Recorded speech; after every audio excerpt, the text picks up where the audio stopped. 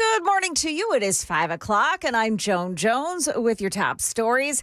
And check it out. We are at 60 degrees. It feels maybe even a little bit chilly this morning, and our high temp is 82 degrees in the sunshine. And we've got more with Stefano coming up. The law that banned guns in public parks in Tennessee has now been struck down. A three-judge panel in Gibson County Chancery Court recently said it violates the Second Amendment. The decision coming in a lawsuit filed by gun rights organizations, including Gun Owners of America and Gun Owners Foundation and several Tennessee residents.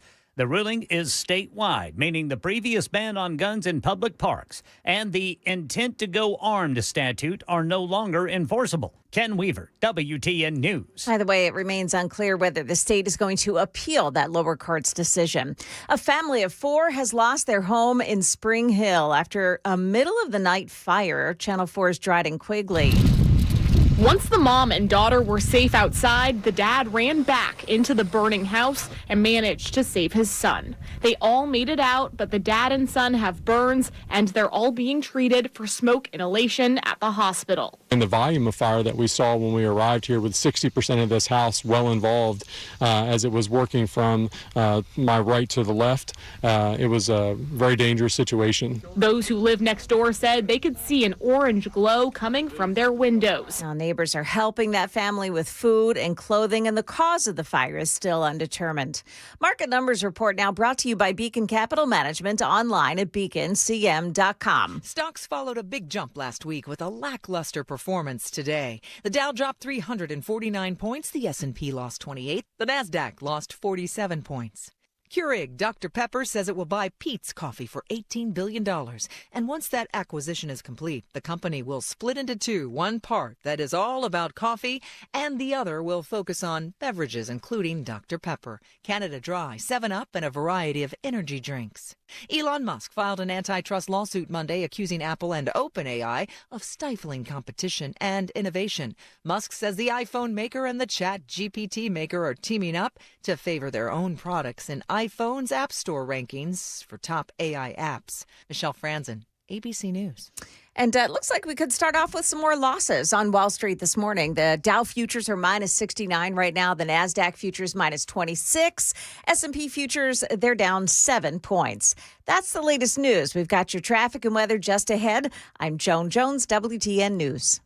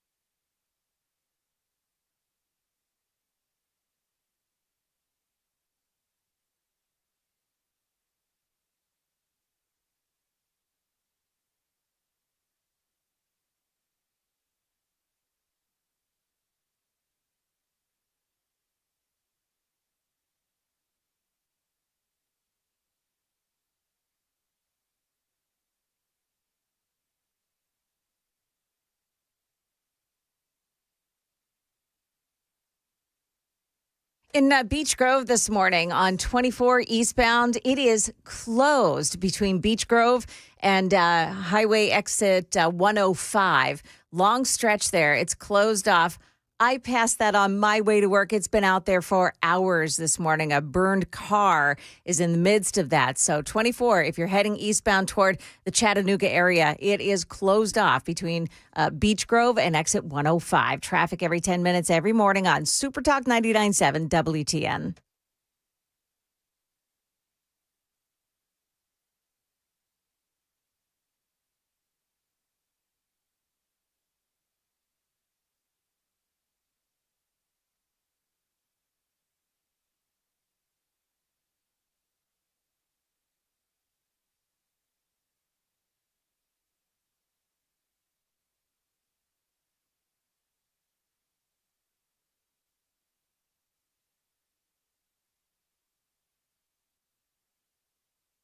.506 on Nashville's Morning News on Super Talk 99.7 WTN. And good morning to your friends. Hope you are doing well. Joan, I actually used the heater. Did you? This morning in my car, it was crazy. I got into the car. You weenie. And it was like, did you call me a weenie? I did. Wow. It's only 60. It was, I felt like it was cold this morning. Mm-hmm. And so I had to put on the heater. Sam, did you use your heater on the way in? No. Okay. I rest my case. I've got old leather seats in my car, too. It felt great. You guys are getting a big old whatever out of me. That's all I'm saying. This is just how we're starting your morning, Dan. But I will say, to defend Dan's honor, I did bring an emergency hoodie in case things got brisk. Okay. All right. Okay, I'm just saying. Not only was it cold, but this was like the one. Usually, I have my little old man shawl, that I wear every day. Yes. I actually don't have that this morning, but I will say that I'm looking forward to another cool day. What's the high today? 82. So the high today is going to be 82, which is, of course, lower than it was yesterday. So, did you bring the scraper, too? I did not bring the scraper, Joan, you smart aleck. How about the kitty litter? Can I? Hey, Sam, as producer of the show, can you look up the FCC rules? Am I allowed to call Joan a smart ass at 5 o'clock in the morning? A smart arse at 5 o'clock in the morning? Can I do that? You've already done it. Yeah. Damage is done. Is there still time to dump it? Now there's not. No. Have we passed it? 15 seconds. I thought it was 10. Oh. Anyway, it was nice to be cold this morning, I know. believe it or not. It's great. To see your breath and be like, it's almost here. Yeah, I got to tell you, man, I can see fall just a few weeks, months away. I was going to say Stefano calls this a false false fall because it's going to get hot again. We're being teased by Mother Nature. We are. There's going to be a week in September where it's going to get up to the lower 90s one more time, and then it'll finally cool off. But the almanac projections, we're going to get some above average snowfall and some below average temperatures. Boy, that's exciting. More time at the hotel across the street for yours truly. You don't have that 4x4, Dan? No, I don't. I've got a RAV4. Buy nothing. All right, moving right along. So I was as surprised with the cold weather as I was at this headline when I woke up this morning. Donald Trump is opening the door for what? 600,000 Chinese students. What? I heard that too. I was so PO'd. Me too. I'm so confused. So What? In one day, the president decided that he was going to go ahead and violate the First Amendment right of folks who want to burn an American flag. I've got a whole thing on that. I disagree with it. I'm all about freedom of expression. So I am like a lot of other conservatives out there. I'm not with the president on that, but I think I understand what's going on. I'm going to talk about that. But this, I have no clue as to why the president has now decided that he is going to open the door for 600,000 Chinese students to come into America. As I said, I woke up this morning and I had to rub my eyes a second time to understand what the hell I was reading. Donald Trump is opening the door to these. This is, by the way, more than doubling the amount of Chinese students being allowed into America to go into our American universities. He's negotiating with China. That's what part of this is all about, is he's negotiating with China on tariffs. And so apparently, Xi Jinping there, he has decided now to tell the president that not enough Chinese students are being allowed into our universities. So this is obviously part of the negotiation, as the president is now allowing all of these. He will be allowing all of these students into our country. This is how the president announced it. You're going to hear a little bit of double audio. What that is, it's not me losing my brain. It is actually, they had the leader of South Korea there, and the interpreter was telling the South Korean leader what Donald Trump was saying. And I do wonder if the South Korean leader was as confused as I was. You got the audio up? Is the audio up? Yes, no, yes, no. I'm going to go ahead and play it again. President Xi would like me to come to China. It's a very important relationship. As you know, we're taking a lot of money in from China because of the tariffs and the different things. And it's a very important relationship. We're going to get along good with China.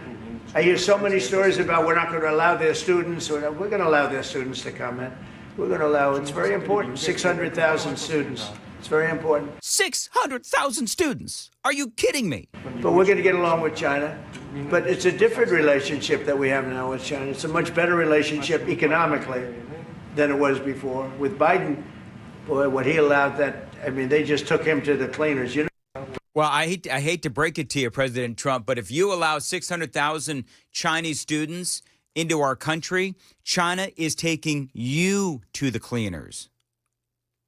Chinese students come into our country, go to our colleges, and before you know it, they're stealing our intellectual property. Now, that's not me talking. That is the FBI who have said as much. They and other agencies have flagged risks of espionage and, again, intellectual property theft tied to these Chinese students and also Chinese instructors as well. And also, let's not forget, also the Chinese students who come here to America on a student visa program and they never leave. So there's a lot of discussions here about making China stronger by educating them to the detriment of our own students as well. So I know that President Trump, he does want to, what's the best way to say this? The president wants to come to an agreement with China, and I'm all for it. But to me, this is selling out America, and this is selling out American students. Now, this is actually the Daily Dan poll on YouTube. Watch us, if you would, on Facebook, Rumble, Twitch, X, 997WTN.com, our favorite YouTube, where you can chat with us live and answer the Daily Dan poll. Today's Daily Dan poll question is, do you agree with the president's decision to allow 600,000 Chinese students into American universities? And Sam, what is the fine YouTubers who are watching us this morning, what do they say? 94% no. They do not agree with the decision. This is insane. Joe, What's you got wrong an with you, opinion on this? 6%? Yeah, what's wrong with you? You know what? Those 6%, they're Chinese. I'm kidding. I'm kidding. One thing to think about with Trump is he's always planning the next move, right? You allow 600,000 students in. First of all, I'm assuming more often than not, they're going to come from families that can afford to pay for American universities. Mm-hmm. And secondly, I'm sure there's going to be some sort of requirement on the paperwork that you're not sending certain types of communications home and that everything you do is going to be heavily monitored while you're here, with the hope that maybe you indoctrinate those Chinese students into rebelling against their own government when they return home. And maybe China changes for the better long term as a result of being Americanized for 4 years. Good take, although I'm not buying it. It's a good take, though, but I'm not buying it. I think that Donald Trump is so desperate to get a deal done with China that this is his plan, because I think the risks far outweigh the reward here. Because, yeah, you can do your best to indoctrinate these Chinese kids coming into America, but the reality is that in China, they are very pro Xi Jinping. Remember we talked about Matthew Hurt when he went to China, and he talked about how they were very pro-China. They've got like their own MAGA kind of movement over there. It would be Make China Great Again, whatever that would be. McCag. I had no idea. Hey, it sounds like a good time to check traffic on WTN. So the only thing going on this morning is that accident, or it appears to be a fire on 24 this morning, a van that was on fire. And so it has 24 eastbound on your way to Chattanooga area this morning. It's closed off between exit 97 and exit 105. And there's a huge backup behind that. It's going to be closed for a little while this morning as well. Traffic every 10 minutes every morning on Super Talk 99.7 WTN. Thank you, Joan. As far as your weather goes, pleasant with intervals of clouds and sunshine. A high of, you said, Joan, what did you say your high was going to be today? I said 82. High of 82. Going to feel around 85, getting down to a low of 55 tonight. And little fun fact that Sam has put on my weather. A year ago, it was 99 degrees on this day. Oh, wow. 1 year ago. Take that, climate change. So anyway, Commerce Secretary, a lot of people talking about this soundbite. Commerce Secretary Howard Lutnick facing some fire on Laura Ingram's show, and this is a part of that dialogue. Mr. Secretary, with all due respect, how is allowing 600,000 students from the communist country of China putting America first? Well, the president's point of view is that... Hey, we need to get... When Johnny was in that chair, he would have some sound effects of some tap dancing. That for the first time, I feel like I need to utilize the tap dancing sound effect from the Trump administration, because whenever Laura Ingraham starts out a question with all due respect, you know that you're going to get it right between the eyes. And this is Howard Lutnick, Commerce Secretary, trying to explain away Donald Trump's decision to bring in 600,000 Chinese students. Students from the communist country of China putting America first. Well, the president's point of view is that what would happen if you didn't have those 600,000 students is that you'd empty them from the top. All the students would go up to better schools, and the bottom 15% of universities and colleges would go out of business in America. That doesn't make any sense. So what he's saying is that without the Chinese students, we'd have all of these other students, I guess maybe from America, rise into the better schools, and then 15% of the colleges would go out of business. Is that your take on that, Joan? Is that your impression of what Lutnick said? I think so, yeah. So, okay, if 15% of American colleges can't exist without Chinese students, well then F it. Let them burn. Let them go out of business. What do I care? I mean, that's my opinion. Part of what's going to happen, you're going to have a lot of these Chinese students who are going to come here, and then they're never going to leave. And then, of course, because, that's part of what happens, right? We know that from these students that come in here from India. It's the same thing, where they come in here, and then they are educated under our American universities. Then they get American jobs. And then they just continue on with their visa programs or whatever. And they end up taking the jobs of American students because they would much rather live here than in India, and so they're willing to take less money. Here's more from Howard Lutnick. So his view is he's taking a rational economic view, which is classic Donald Trump, looking at higher education and saying, but why are you until helping we Harvard? Modify that. That just What's helps that? Harvard and UCLA and UCal Berkeley and I mean you're all helping those schools. Why? They're like, basically factories of anti-American propaganda. And now they're getting a big influx of cash because of the Chinese students. I know President Trump has always been very pro-Chinese student. I just don't understand it for the life of me. Those are 600,000 spots that American kids won't get. I mean, Laura Ingraham is right. So I'm having a hard time with Trump today, man. I'm just telling you. All the people that say, "Oh, you always agree with Donald Trump on everything." No, I don't. And today there's two topics. And this one with the Chinese students blows. Do you know how many Chinese students we have right now in America? Without Googling it. No. Sam, I see you going for the computer. Don't. Joan, Sam, guess. How many Chinese students do we have right now? 1.2 million. Joan? I'll go with 1 million. Okay, you're both off. It's 277,000. So It's not that big of a deal.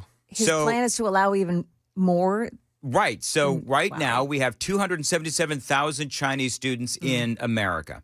Trump wants to bring in 600,000. He wants to more than double it. This is just insane. I don't understand. And I'm just wondering, is there something I'm missing here? Like, why in the world would we do this? You know, we are basically educating the Chinese. And by the way, they've got some pretty good universities in China. So I don't really understand. Why do they want to come here? That'd be my other question. Because they have really good universities in China. Why would they want to come here? Another part of my question. And I do understand they want to, embrace the culture or get to know the culture. But you know what? How much of a threat are these Chinese students and Chinese college professors and so forth? Remember, in Donald Trump's first administration, he had an entire program designed to keep an eye on the Chinese. Remember that? And then Biden came in because he was so worried about espionage. He was so worried, Donald Trump was so worried about the stealing of our intellectual property that he actually had a program for 4 years keeping an eye on the Chinese. And then Biden came in and he canceled that. And Trump and a lot of the conservatives out there, including yours truly, derided Joe Biden because he said that it was racist, right? So Biden comes in, he dismantles the program that was keeping an eye on the Chinese, and I criticized him to no end for that because I thought it was dumb.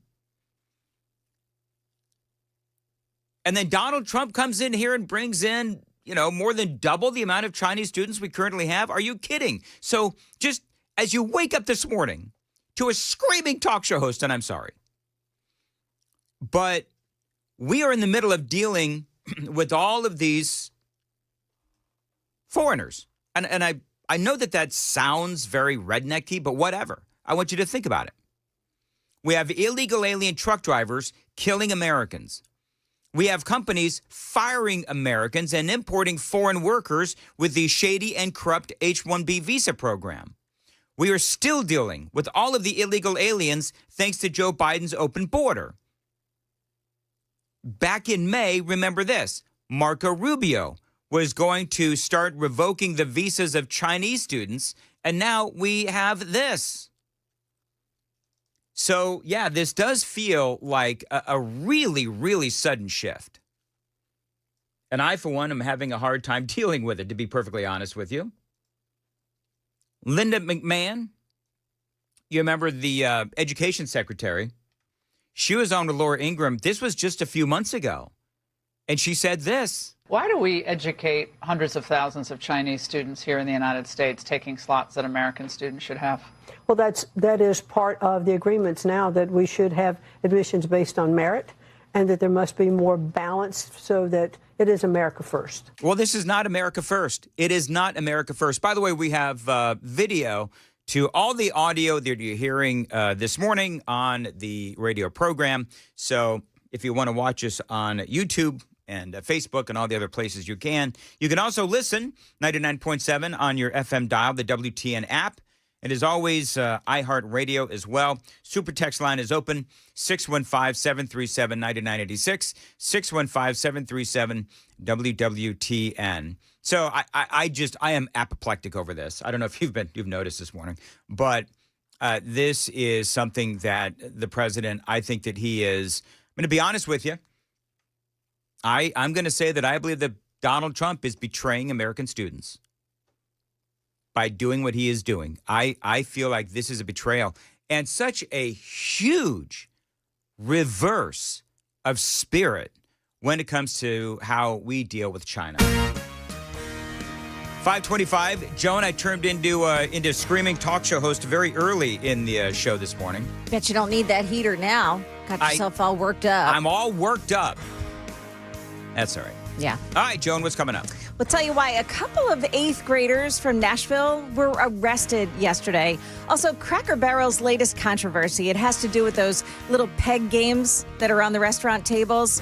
We'll tell you what that's all about coming up here at 5:30 on Super Talk 99.7 WTN. Chinese students here in the United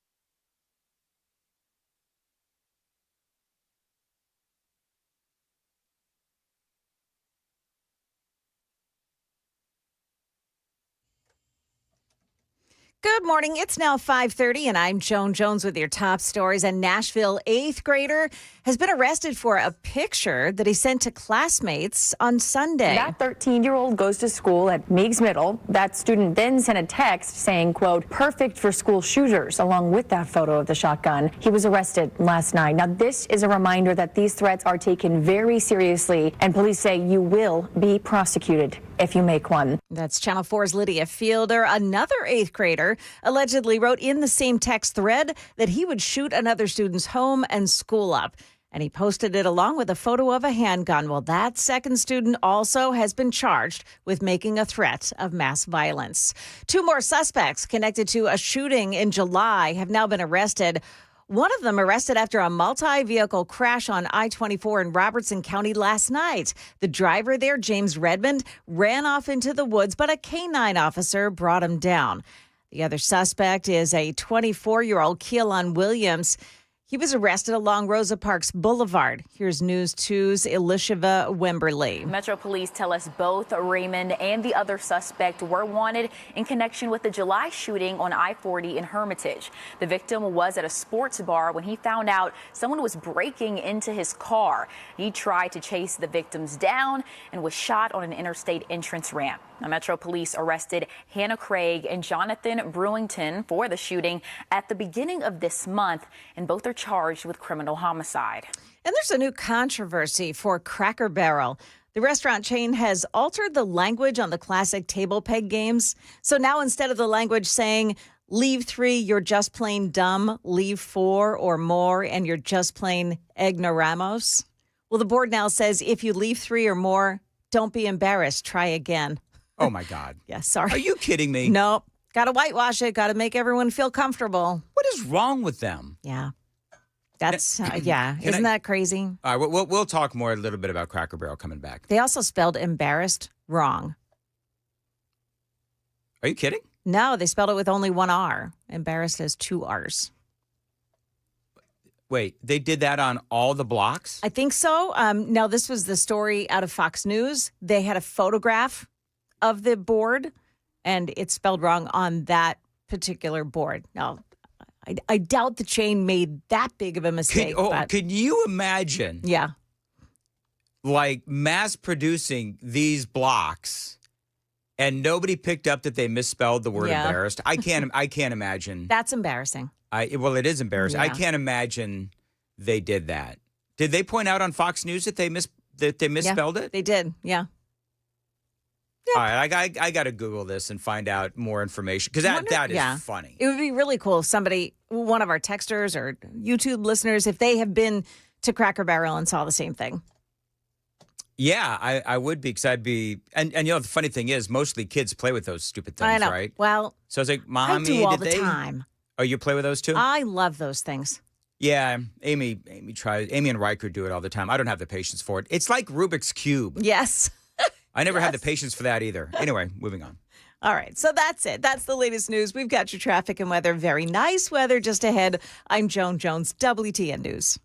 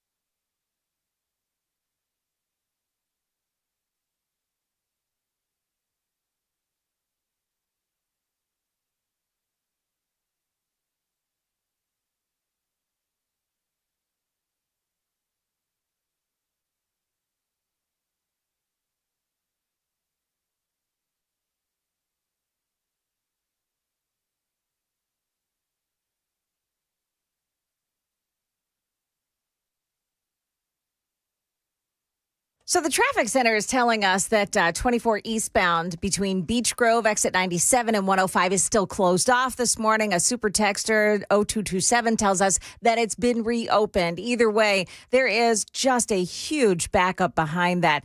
So expect some big delays if you're headed to the Chattanooga area this morning, down to the Manchester area as well. Madison, you've got a crash on Randy Road at East Old Hickory Boulevard. Watch out for that one. Major roadways look okay heading in. Traffic every 10 minutes every morning on Super Talk 99.7 WTN.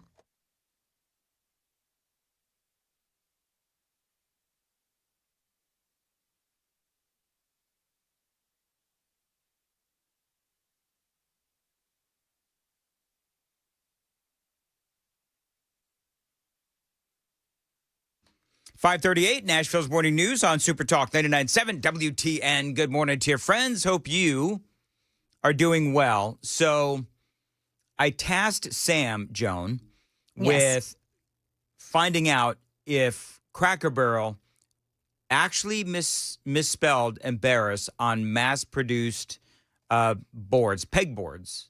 Anybody who's gone to Cracker Barrel know you arrive and there's a little Rubik's Cube-like pegboard that is right there on the table. And as kids, a lot of folks that went to Cracker Barrel, the kids would try to. Can I be honest with you? I don't even know what's the point of the game. Have you ever played that game, Sam? Oh, Sam, yeah. have you ever played that game? 100%. What is the point of it? Again, because I don't have the patience for it. So what are you supposed to do? You're supposed to have one left. That's the goal, is to only have jump one them left. all. And so you can only jump one, kind of like checkers. You can only jump one if there's a space on the other side of it. Okay. And you have to move in a straight line either way. Okay. And the goal is to have one remaining. And you ever win? Like you Yes. ever figured out? Yeah, you have. And Joan, I'm assuming you're really smart. You've probably done it too. I'm sure I have. I play with my mom my mom loves to go to Cracker Barrel. So Got it. yeah, so we play all the time, and I've played it a million times. So I suppose I have. Okay, so apparently it is true that Cracker Barrel misspelled the word embarrass after mass producing all of these boards. Yep. So read the story. Well, it's the story is about the peg game being changed, and as Joan mentioned in the newscast about how what they changed from ignoramus to don't be embarrassed, Yeah. try again. And then it was pointed out on Twitter by William Allen and Cracker Barrel's process of rebranding from old-timey to modern old-timey and killing their business. They wokeified the peg game to minimize hurt feelings of those who don't do so well. Did they actually misspell a word? And he shared a picture of it. In Cracker Barrel's process of rebranding, in a slightly tongue-in-cheek post for Outkick, writer Zach Dean condemned the change as being too soft, but rewording the back of the peg game so idiots don't get offended when they inevitably suck at it? Come on. Sucking at the peg game is as American as apple pie. It's a rite of passage. It's tradition. The game made us all stronger as kids growing up, and it challenges us to this day. But yes, it's confirmation. They did misspell embarrassed by one R. How does that happen? Like, who shanked that? It was probably a DEI hire. Well, it had to be a DEI hire. Right, somebody that didn't really know how to spell. Right. That was creating the new wordage. One of my core childhood memories is hearing my dad sound out ignoramus from that game as we're waiting for pancakes to come to the table. That's funny. So do you think there over the weekend, there were some photos of Cracker Barrel and the parking lot? And if you're on social media, maybe you saw it, maybe you didn't. But the photos purported to show that there was like one or two cars in the parking lot of Cracker Barrel. Yeah, I've seen those. Now, but here's my question. I wasn't up that way over the weekend, like in where I was in Las Vegas. So, but do you believe that is a picture that is truthful, that literally there is one or two cars in the parking lot? Sam, you're saying yes. Yeah. So you believe it? I believe it. Being born and raised here, being from here, and understanding how people treat their breakfast traditions, you don't mess with them. And what was it? Babylon Bee put out a post saying Waffle House tries new thing of not changing anything. Like there are staples in the South and other parts of the country. The second you mess with it, you're going to deter 75% of your normal customer base.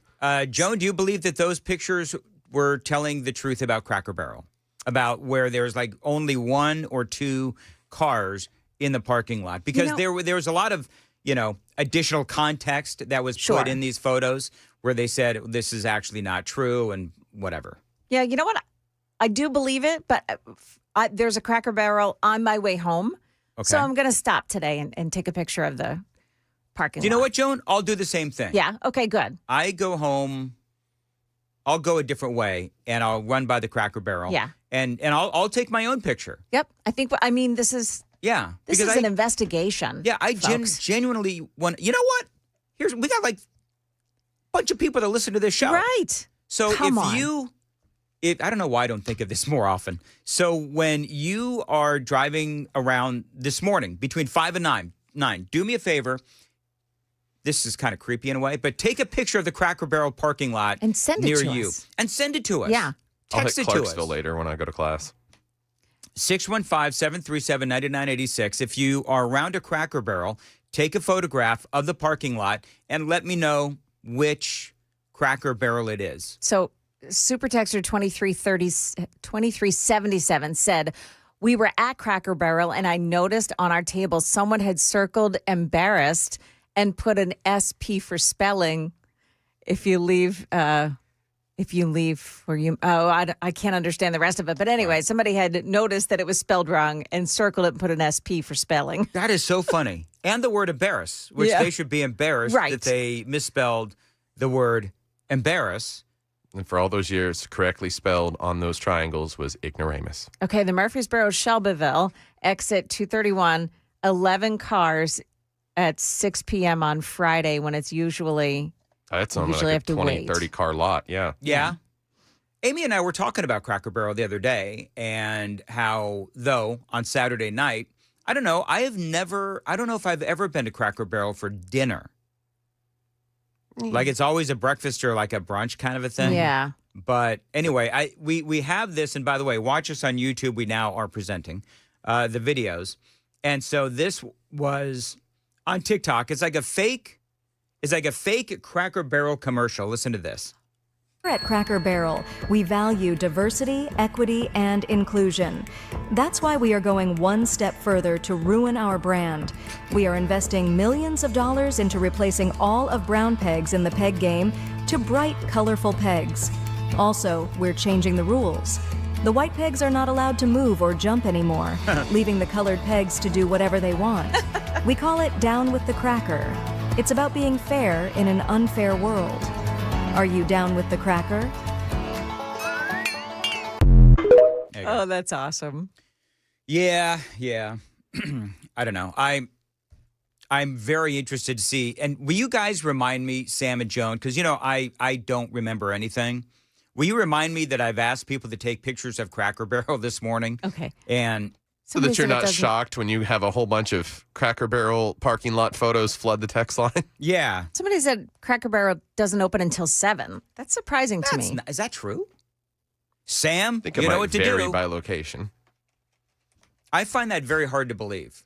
The Cracker Barrel, maybe on the week. Why would they do that? That can't be true. So I'm checking it out right now. One in Clarksville opens at 6. Which one? Clarksville. But the one on, let's see, where is this? Just so Nashville, on Sidco Drive in Nashville, that opens at 7. Yeah, Sidco Drive's not a great end of town. I see. The Waffle House out there. Music Valley Drive also opens at 7. Okay, maybe Cracker Barrel. Well, maybe that's part of their problem. Yeah. They don't open till 7? That's crazy. For breakfast, that's For like breakfast? a thing. Yeah. Percy Priest Drive opens at 7. No, come on, people. So I want to make sure we have this right. So Cracker Barrel, and just last week we went through a lot of the diversity that they have at the top of the management chain at Cracker Barrel. I don't feel like I need to go through all that again. But they went through all of this, including changing the pegboard. But nobody thought to maybe they want to open a little bit earlier. I mean, that is stunning to me. Oh, I'd have mercy. All right. Hey, you know what I predict is going to happen with this whole Donald Trump flag burning thing? Democrats going to start burning flags. I think part of this is that President Trump and I'll get into all the specifics of all this here in a bit, but I think part of what Trump is trying to do is get the Democrats to start burning flags. Because you know that they'll do that. I was reading, all of these conservatives, right, the article in Newsweek had all of these ex-posts from conservatives out there, a lot of people that I respect. And they, of course, are just going bat crap crazy over this because it is a freedom of speech conversation. And part of what Trump is doing here is he's tying it to other crimes. And so bottom line, though, is I think that the president is trying to get these Democrats to start burning flags.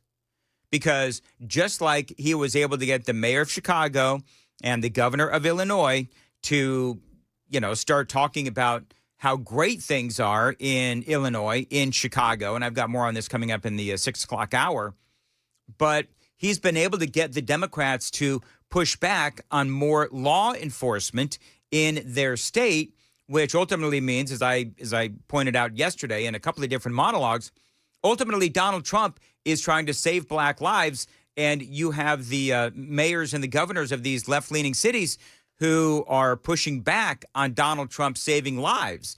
It is the craziest thing that you've ever seen.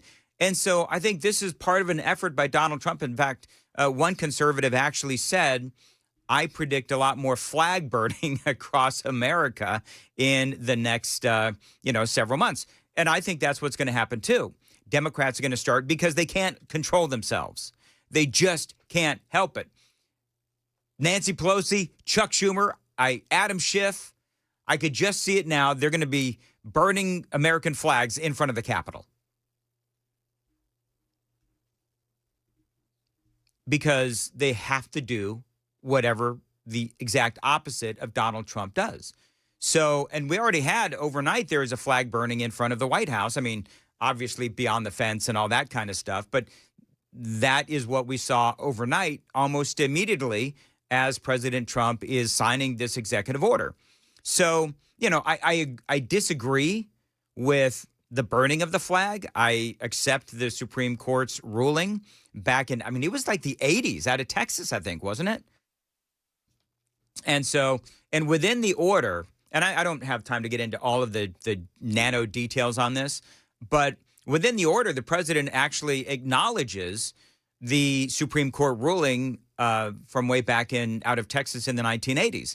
So he acknowledges that, yes, the Supreme Court has already ruled on this, but if the flag burning is affiliated with another crime or if it causes more chaos, then they'll be able to, present some charges and, go after people for other charges not necessarily related to the freedom of expression. But I think this whole thing is just Trump trolling the left, trying to get them to burn American flags. And I'd be willing to bet that it is going to work. All right, 7 o'clock, we're going to do an all-out Cracker Barrel. What should we call this? I don't even know what we call it. But we're going to take pictures of your local Cracker Barrel.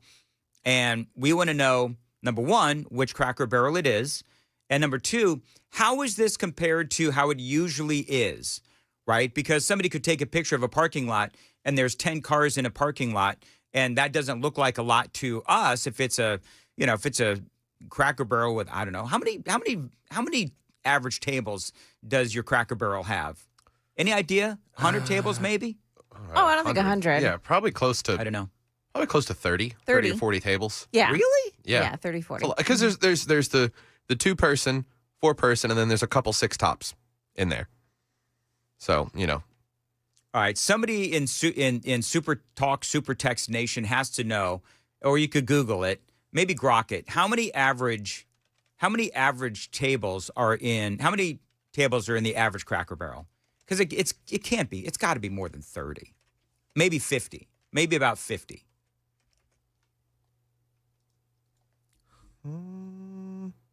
Cracker Barrel opened at 6 a.m. before COVID, and then they just gave up and decided to start opening at 7. You're kidding. That's what a super texter says. Don't know. That's crazy. It's a great breakfast place. if you're going to catch breakfast before you go somewhere, Yeah. it's at 5 or 6. Nah, whatever. All right. Hey, listen, it is 5:52. Nashville's Morning News on Super Talk 99.7 WTN. We do have, by the way, Jonathan Fahey. He is going to be joining us at 6:38 to 6:37 or so here on Super Talk 99.7 WTN. Got a lot of things to talk to him about. And right now, the Super Text line is open, 615-737-9986. By the way, don't forget, I'm broadcasting live from the Edley's Barbecue. This is going to be on Thursday. Come on out. Steve Ducey is going to be out there as well. I think the main star of the show, to be honest with you, Joan and Sam, isn't going to be me. It's not even going to be Steve Ducey. It is going to be their new breakfast tacos. I had a thought on that, by the way. Yeah, make it quick because we're running late. Go. You got to come and do the podcast Thursday, so you might as well bring some tacos back with you. Oh, there you go. Bam. Bum, bum, bum. 5:53 on Nashville's Morning News. You know what would happen if I brought tacos back for you guys? You'd eat them all before you got here. It'd be like Riker's French fries when I have to stop by McDonald's. Yeah. I don't know what happened. They forgot to give you the fries, kid. I'm sorry. All right, Joan's up in the news at 6. Joan. Yeah, coming up here on Super Talk. You're fired.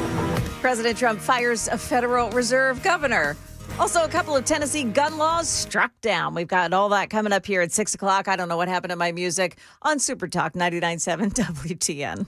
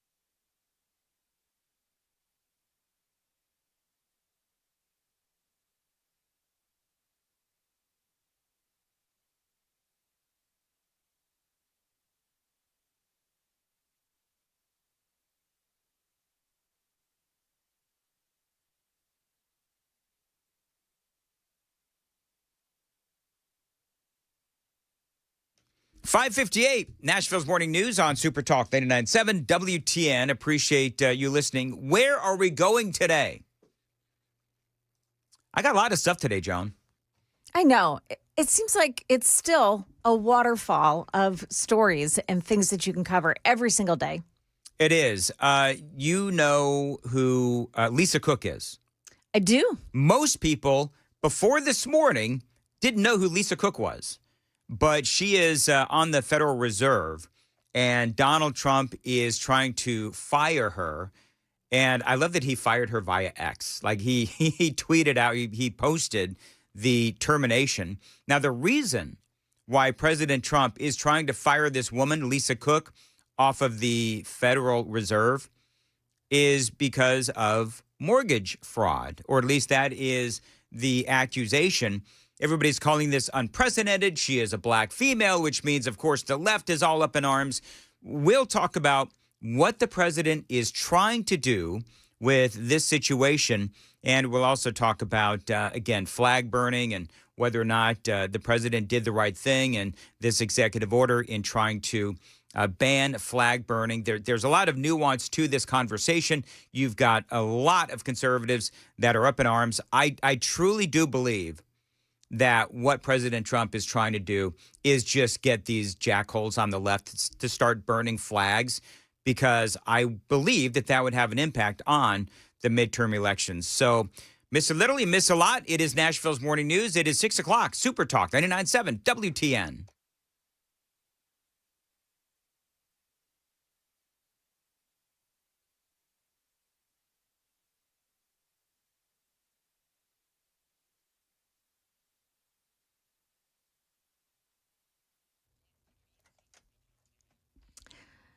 Good morning. Now 6 o'clock, and I'm Joan Jones with your top stories. And President Trump, he fired Lisa Cook last night. She is the Federal Reserve governor at the center of a mortgage scam investigation. Trump saying there was, quote unquote, sufficient evidence that Cook made false statements on mortgage records after accusations from officials inside his administration and a referral to the Department of Justice. The DOJ's investigation has not yet been concluded. Cook has said these allegations date back to records from before she joined the Fed and that she was compiling information to address any quote-unquote legitimate questions with facts.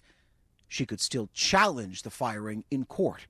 Jay O'Brien, ABC News, Washington. And by the way, the Federal Reserve Act confirms that governors can be removed by the president for cause. Here in Tennessee, 2 firearm laws struck down as unconstitutional by a panel of judges. One of those laws made it illegal to carry a gun in public parks. That got mixed reactions from people who spoke to Channel 4. It's still danger out here, so you can't just not go around without having a weapon, because stuff can happen at any given moment.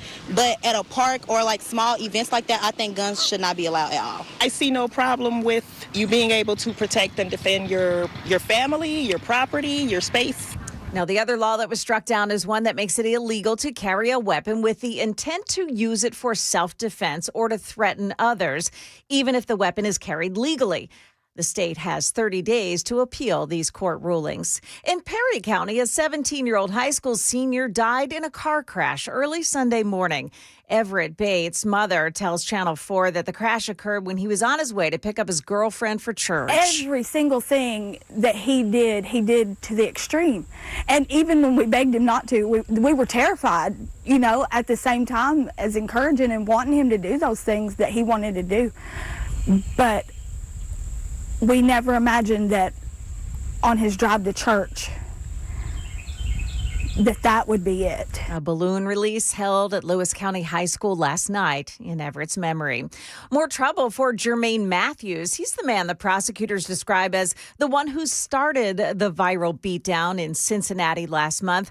Matthews has just been indicted on federal drug charges for conspiring to distribute 40 grams of fentanyl.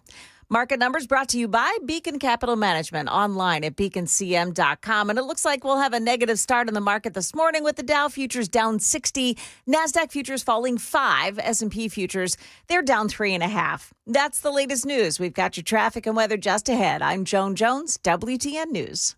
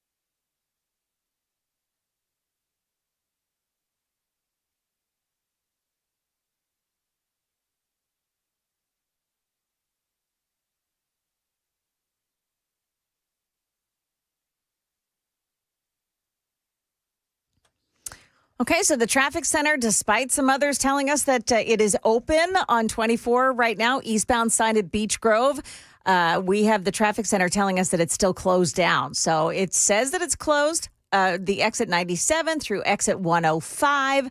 There was a wreck there earlier involving a car fire.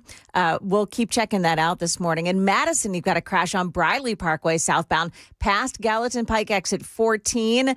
And in Laverne on 24 eastbound side at Old Hickory Boulevard south exit 62. Watch for another crash there. Traffic every 10 minutes every morning on Super Talk 99.7 WTN.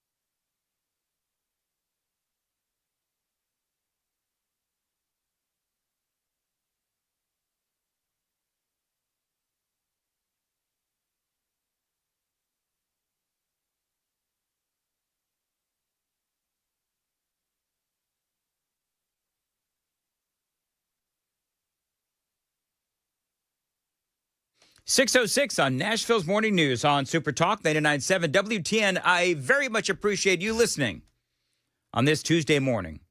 Super text line is open, 615-737-9986, 615-737 WWTN. So the president is taking on the Fed. Big headlines all over the place this morning. Donald Trump is trying to fire one of these governors with the Federal Reserve. And so I do find this interesting. They call them governors. I'm not entirely certain why, but whatever. But this is the story. And basically, this is a battle between Donald Trump and the Fed Reserve, because he wants those interest rates dropped. I would say that ultimately what the president is trying to do is he is fighting for the American people. They won't lower the interest rates. And therefore, if you want to buy a house, if you want to buy a car, then your interest rates are a lot higher. The president is under the opinion, and so are most people, that if you lower those interest rates, that is more money in the pockets of Americans. And so as he takes on the Fed in this particular instance, he's really fighting for you. He's fighting for a better economy. Now, you have a lot of people on the other side, and I'll get into some of this. A lot of the folks on the other side are saying, oh, the president is trying to take over the Fed. I don't see it that way. But he does want those interest rates lowered. Oh, and by the way, this woman, Lisa Cook, it sounds like she may have broken the law. So this is the story. This is what you need to know. President Trump saying Monday night that he is firing Fed Reserve Governor Lisa Cook, an unprecedented move that would constitute a sharp escalation in his battle, they say, to exert greater control over what has long been considered an institution independent from day-to-day politics. They say the Fed Reserve is obviously resisting this. And Lisa Cook has, by the way, gotten on the socials and said that there is no way that she is leaving the Fed. And she also says that Donald Trump has no right to fire her. She was a Biden appointee. She was approved by the Senate. There are 7 of these governors. They are the ones that decide where and when interest rates go up or down. Trump said in a letter posted on his Truth Social platform that he is removing Cook effective immediately because of allegations that she committed mortgage fraud. Need some video here. This is Megyn Kelly. She was talking about this. Even though we believe Lisa Cook lives full-time in Ann Arbor, Michigan, she's got a condo in Atlanta, Georgia that she listed, both of them listed, as her primary residence. And as we've all learned, thanks to Tish James and Adam Schiff, you're not allowed to do that. So if she has broken the law as a member of the Fed Reserve, well, then Donald Trump does have the authority, according to Trump, to fire her. And Section 10 of the Federal Reserve Act. Thank you. They're very much, Sam. Section 10 of the Federal Reserve Act. I was actually going to say that. It's mortgage fraud. She denies it, and she's got her left-wing advocates running cover for her. Yeah, because, of course, you know why? You know why that is because she's black. She's a black female. And so the New York Times had this big, long article about how the president was going after Lisa Cook and that she's, again, not to belabor the point, but a black female. And so this is how they put it in the New York Times. Ms. Cook's lawyer, Abby Lowell, who, by the way, Abby Lowell is very much of a left-leaning attorney. I forget. Look up, if you would, Sam. Who else did Abby Lowell represent? It was another one of Donald Trump's archenemies, although I can't remember which one. But Abby Lowell says we will take whatever actions are needed to prevent her firing. With Ms. Cook's dismissal, Donald Trump, they say, could effectively stand to gain a majority soon at the Fed, one composed of members he has appointed to the posts, with Mr. Powell's term, Jerome Powell's term, set to expire next year. Cook, of course, saying last night, that she would not step down. President Trump purported to fire me for cause when no cause exists under the law, and he has no authority to do so. She said in an emailed statement, I will not resign. So she is only accused of this crime of mortgage fraud. They have not actually charged her with anything, and she has obviously not been found guilty of anything. This is Emily Jashinsky, and she was on with Megyn Kelly last night, and they were talking about this, and they were, talking about the politics involved. We'll wait to see more, but it looks like a pretty clear-cut case. And the suggestion is that Trump is targeting her subtly. That's the suggestion throughout this New York Times piece, because she is a black woman. And not because Trump, of course, was first targeted because he was Trump by people like Letitia James and people like many, many others throughout the Democratic Party, whether in Georgia or New York, who said, hey, we're going to start prosecuting white collar crime, ... if it was committed by Donald Trump or somebody around Donald Trump. And that is basically where you stop and start on this one, that like the reason Lisa Cook is under a microscope for this particular allegation is because A, it's a clear-cut case, and B, because, yeah, of course, they started doing this to Trump, so Trump is now turning around on them, and they do not like it. Yep. That's where they draw the line. No, that's inappropriate and will not be tolerated. Yeah, so, again, Emily Jashinsky and Megyn Kelly. And listen, they are the ones that started this. The Democrats are the ones that started this. They went after Donald Trump over and over and over again. And so he is basically returning the favor. And so they went after Trump. And so obviously his opinion is they went after me. So the precedent has been set.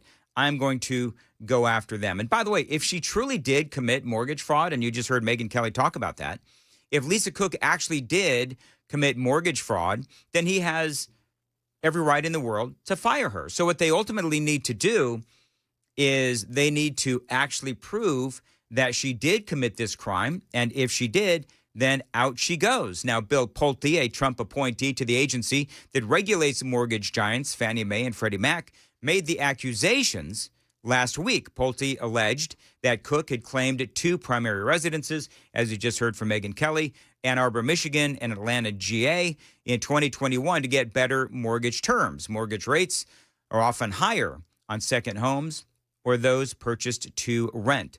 The law, of course, allows a president to fire a Fed governor for cause, which typically means for some kind of wrongdoing or dereliction of duty. The president cannot fire a governor simply, they say, because of differences over interest rate policy.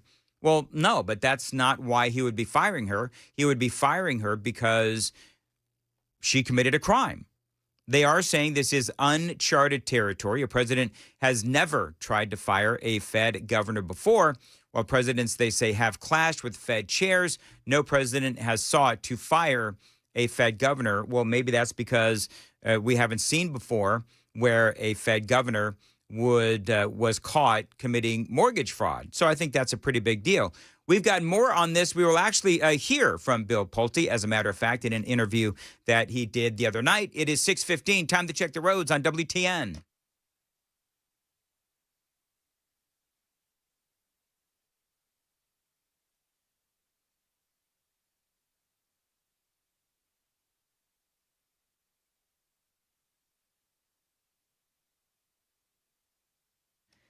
Thank you very much. As far as your weather goes today, pleasant with intervals of clouds and sunshine. A high of 82, going to feel like 85, low humidity, and getting down to a low of 55 tonight. I was talking earlier about how I actually used the heater this morning, and it felt so incredibly nice. It is 6:16 on Nashville's Morning News. By the way, the Super Text line is open at 615-737-9986, and you can watch us anywhere and everywhere. We are live every weekday, 5 to 9 Central, on Facebook, Rumble, Twitch, X, 997WTN.com, and, of course, our favorite YouTube.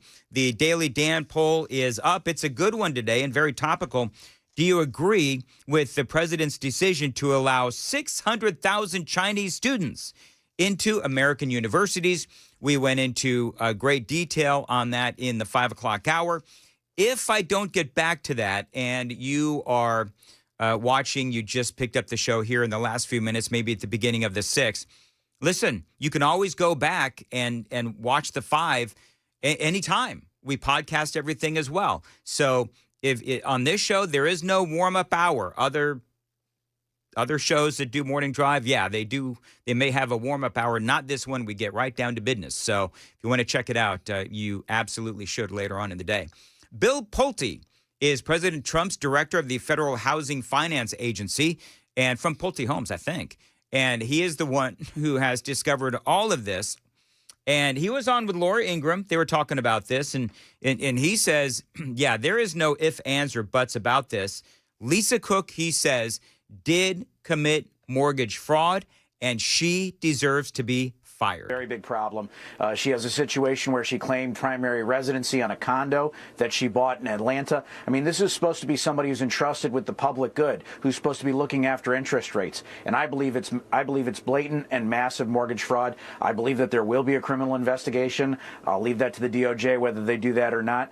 But I would anticipate seeing her be prosecuted and criminally charged for mortgage fraud, just based on what I've seen. You know, I refer people every day to the Department of Justice, and the Department of Justice prosecutes cases like this all the time, Laura, and whether it's the Schiff case or the Letitia James case or this case or all the other cases that we refer, this Cook one is not going away, and she can laugh all she wants, but the law will catch up with her.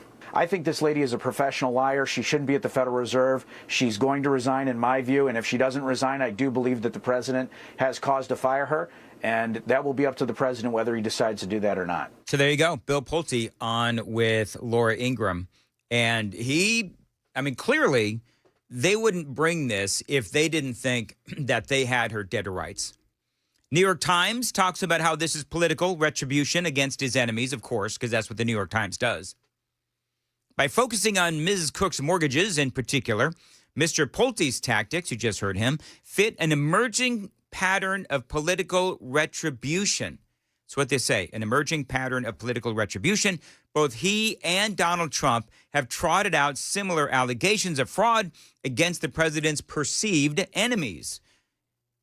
This passage is so clearly against Donald Trump and so clearly full of absolute BS.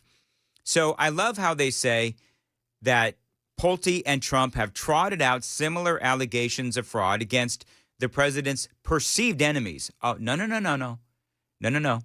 There is no perceived involved when it comes to Adam Schiff of California, who is accused of the same thing, who, as a Democratic representative, led congressional inquiries into Donald Trump during his first term.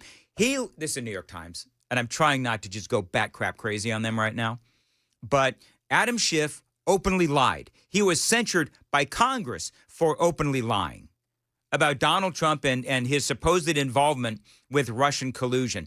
Adam Schiff is a political animal who did everything he could to weaken the president of the United States. And in my opinion, he lied and he committed treason.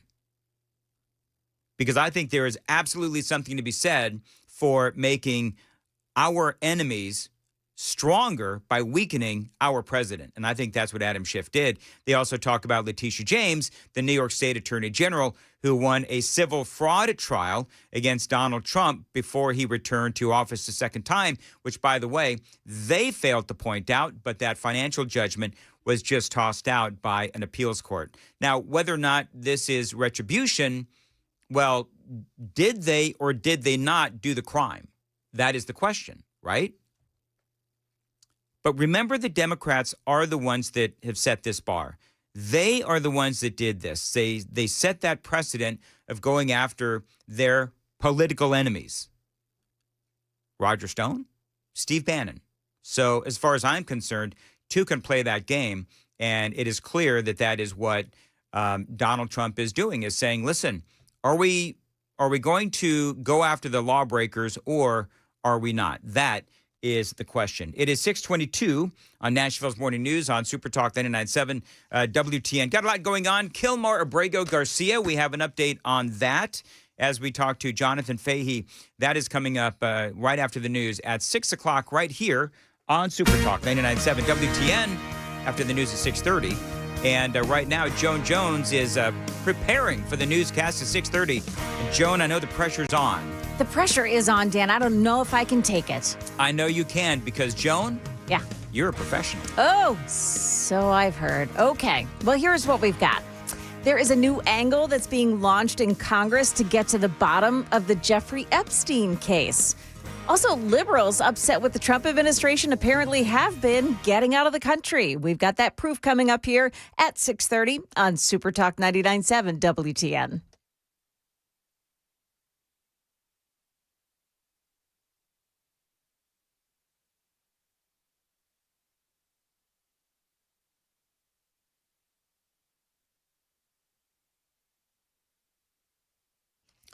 $622, Dan here. And listen, business owners, if your concrete floors need a little love, my friends at Specialty Coatings, they can help you. Now, they specialize in concrete floor coatings and polished concrete, and they've been doing it for 30 years, helping out business owners across Tennessee. So listen, if you're a business owner and you go in this morning and you look at your floors and they're full of scuffs and stains and all that other stuff, well, you know, that is a reflection of your business. And so if your customers or prospective customers come in and see that your floors look terrible, well, then they may second guess on whether or not they want to do business with you. Don't lose out on business. Call my friends at Specialty Coatings. You've probably walked on some of their incredible concrete floor coatings. They've done work in all the major sports stadiums, the arenas, and the convention centers as well. Just last year, Specialty Coatings in Nashville installed over 1 million square feet of coatings for businesses across Tennessee. Now, those buildings include manufacturing, warehouses, airplane hangars, retail, and so much more. Specialty Coatings isn't some fly-by-night company. A couple of guys show up with a bucket and a roller. No. Specialty Coatings, I toured the warehouse, man. It is incredible. They've got the equipment and the skilled installers, so your job is going to be done on time and on budget. No matter how bad your floor looks, Specialty Coatings can fix it. Call them, 615-591-9491. Each project is customized to your building and needs, 615-591-9491. Email them, sales@specialtycoat.com, and that website to see a lot of examples of their work, specialtycoat.com.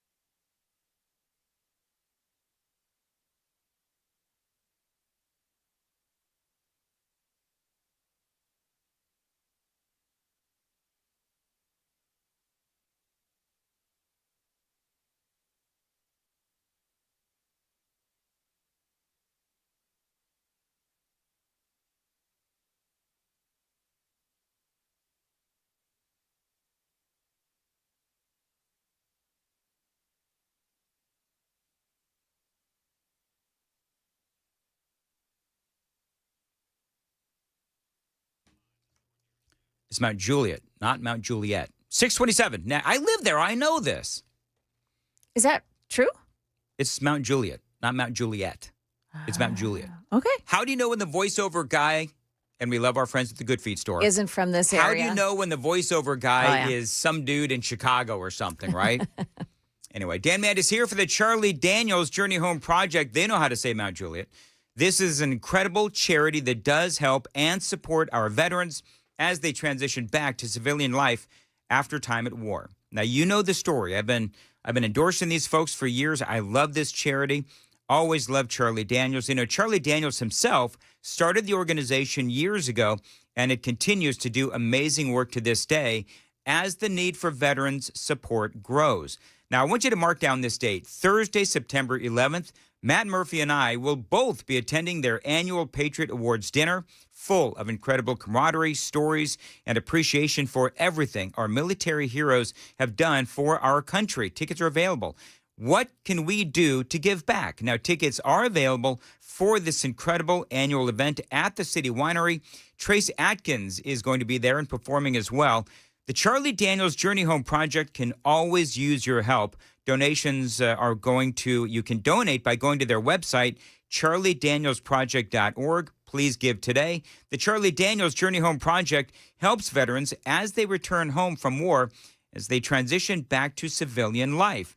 Their annual Patriot Awards dinner at the City Winery, it is on September 11th. Matt and I will both be there. Get tickets at charliedanielsproject.org.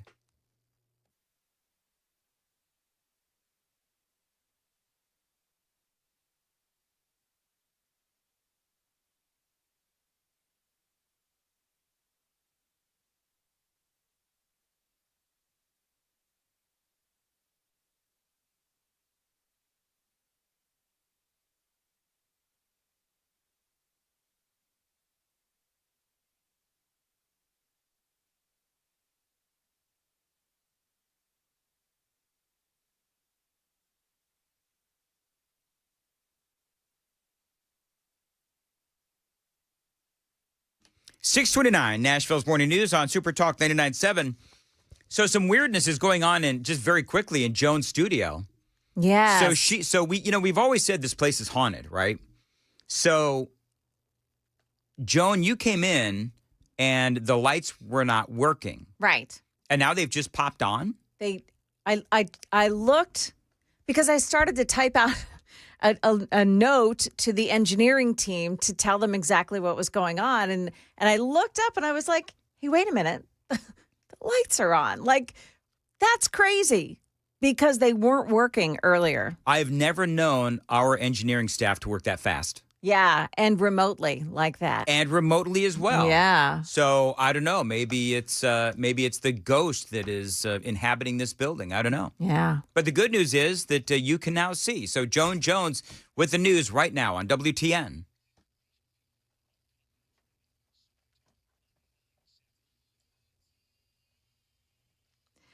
Good morning. It is 6:30 now, and I'm Joan Jones with your top stories. The House Oversight Committee has issued a subpoena to the estate of Jeffrey Epstein on Monday. In a statement, the committee's Republican chairman, James Comer, said that the estate is ready and willing to hand over documents. It's Epstein's estate that has the largest repository of information about the deceased sex offender. The subpoena seeks banking records, personal calendars, and anything that might resemble a roster of Epstein's clients, which Ghislaine Maxwell says doesn't exist. But some in Congress are clearly not convinced. That's ABC's Aaron Katursky. A woman who suffers from dementia was found in a wooded area yesterday in Sumner County. She had gone missing.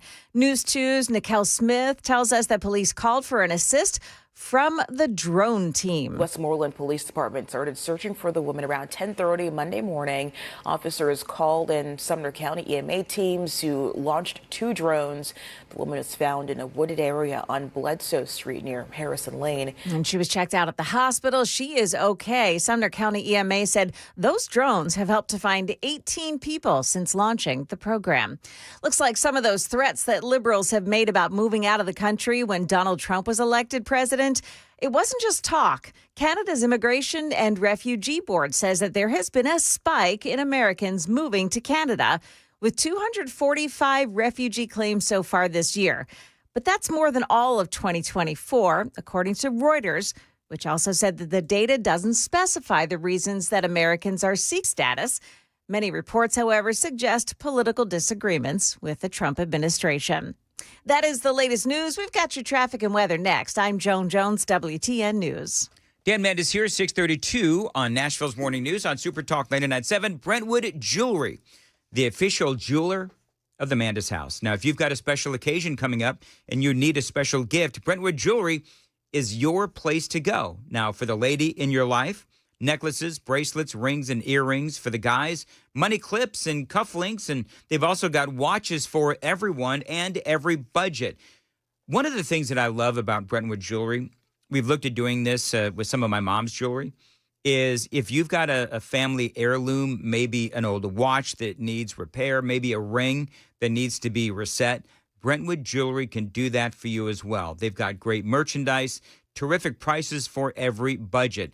Now, this is a family-owned business that's been in Middle Tennessee, Brentwood, for over 50 years. Brentwood Jewelry, again, is the official jewelry store of my house, and they're here to help you. 7012 Church Street East, located in the heart of Brentwood, just off Franklin Road. Exceptional style, exceptional deals every day for over 50 years. BrentwoodJewelry.com.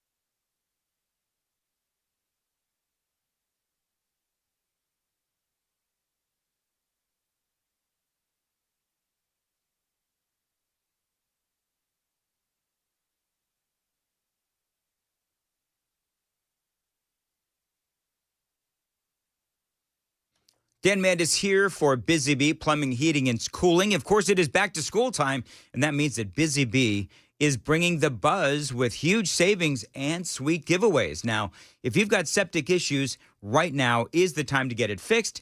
Get 15% off any septic work, main drain lines, or whole home repipes. Yes, indeed, I did say 15% off. You can also upgrade your HVAC system and get entered to win the Healthy Hive giveaway. That is a $1,500 sponsorship to the local school of your choice. Now, you join the Beehive Club, and you can gift a free membership to a local teacher, a coach, or faculty member. So you buy one, gift one. It is just that simple with Busy Bee. Breathe easier with $100 off indoor air quality products. The savings just go on and on. Call them to get started. Tell them Dan told you to reach out. 615-775-7833. 615-775-7833. Find them online anytime at busybeehvac.com.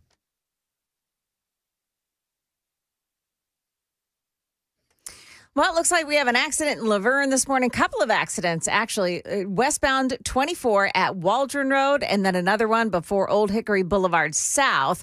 And it is stop and go all over the place on 24 westbound this morning. Traffic every 10 minutes every morning on Super Talk 99.7 WTN.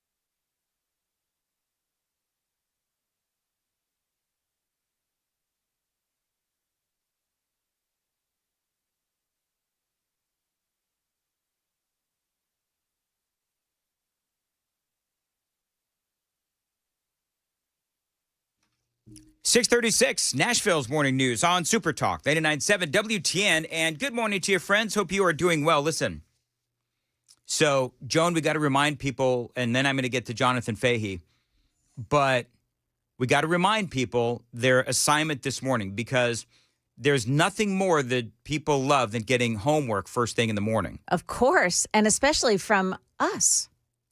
If you drive by a Cracker Barrel this morning after they open at 7, I want you to take a picture. I want you to tell us where it is.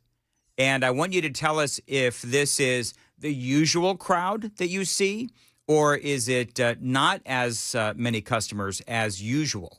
Because what we're trying to figure out, because there were some pictures going around the internet over the weekend, entire Cracker Barrel parking lots, and there's like I think it was 2 cars. John Rich who took the picture. Yeah, John Rich took the picture, Yeah. but I'm just having a hard time thinking that there is literally only 2 cars in the parking lot of the Mount Juliet Cracker Barrel. I've never in my life seen that, and I'm not doubting John Rich. I'm trying to figure out how much of an impact all of this DEI stuff has actually had, and the changing of the menu and all of these other things.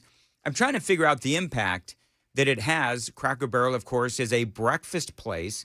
So I want to know. You drive by the Cracker Barrel every day. If there's one on your way, take a picture, send it to us, 615-737-9986, and tell us if it is more or less than what we usually see. Now, Jonathan Fahey joins us. Jonathan, always great to have you on. Going to ask you about Kilmar Abrego Garcia in a second, Jonathan, but you talk about all kinds of stuff on Fox News when I see you on with Laura Ingraham and some of these other shows. And so I guess my question to you, have you ever been a Cracker Barrel fan? And, what did you think of their changing of the interior and the most recent thing that they did that we just found out at Cracker Barrel, which is they also apparently changed the wording on that peg game that you play at the table. And they've changed the wording so that it's not as apparently, it's a lot more culturally sensitive now than it used to be. And to me, this whole thing is ridiculous. But I don't know. You have any hot take on what's going on at Cracker Barrel? It just amazes me that these companies are still doing the same type of thing after Bud Light, after Nike, after some of these things that you would think they would have learned their lesson. And it's funny that you would think if you had executives of a company, you would think they would know their customers and also like their customers. And you do get the feeling with a lot of these things, like a lot of these woke things, there's just really a disdain for the American people and almost a disdain for their own, like they're too good for their own customers.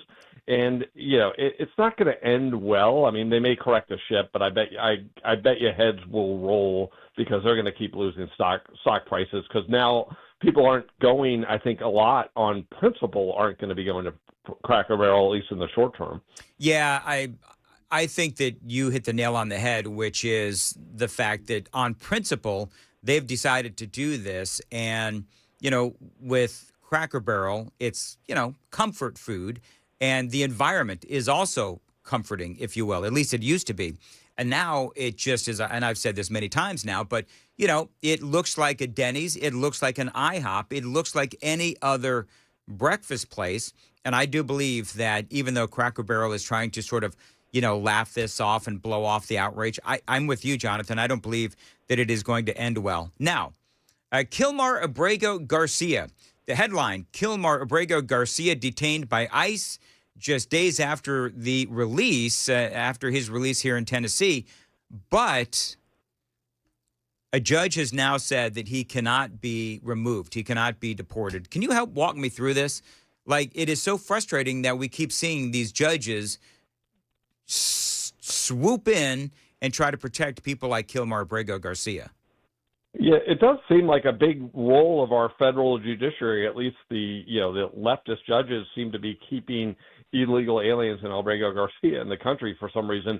But I think my understanding of what this judge did is basically he can't be removed until he's been able to go through sort of the immigration process to make whatever claims he has to make. So I don't think at least my understanding is they haven't said he has to permanently stay. It's just he has to be able to go through the process rather than remove him beforehand. So I think that's where that stands. So I think I don't have any doubt he's gone, meaning he will be gone, but I think it's just another bump in the road.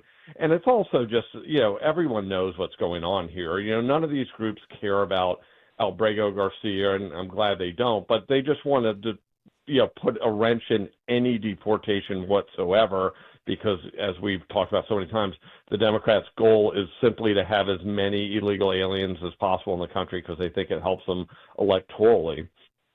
What did you think of, and this was yesterday's news, we covered it extensively, but, the left and his lawyers, Brago Garcia's lawyers, say that the president, I should say the DOJ and ICE and all these folks, what they're trying to do is they're trying to get him to plead guilty.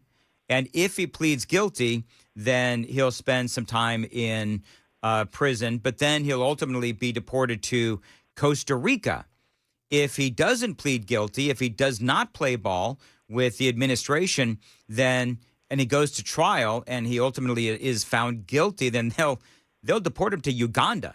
What did you think of all that? This is the kind of thing that happens all the time, though, in cases of criminal law, where if you plead guilty, then we'll work with you and you'll get a lighter sentence, whatever it is.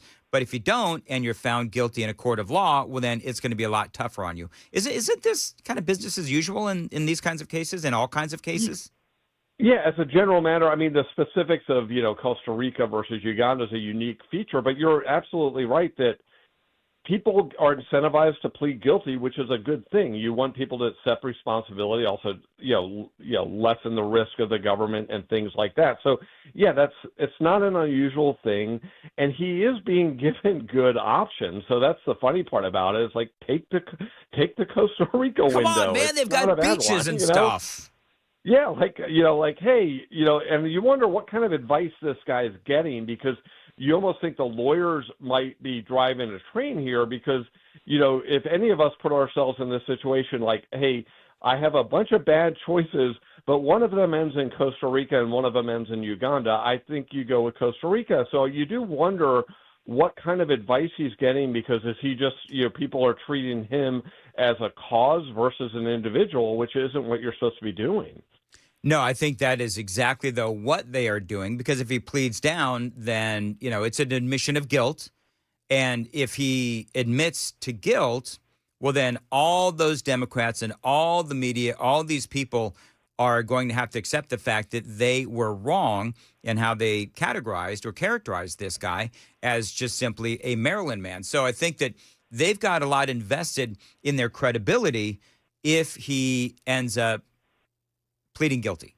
And I think that for the left, they simply don't want that to happen. Coming up, we're going to talk about the National Guard. Jonathan Fahey is joining us, and he is our legal expert and former acting director of ICE under Trump administration number one. We're going to talk about the National Guard and what is going to happen next, including I'm seeing that Utah's National Guard is now being asked to take on supportive role in the immigration crackdown. That happened yesterday afternoon. So details on that and a whole lot more straight ahead. Time to check the roads on WTN.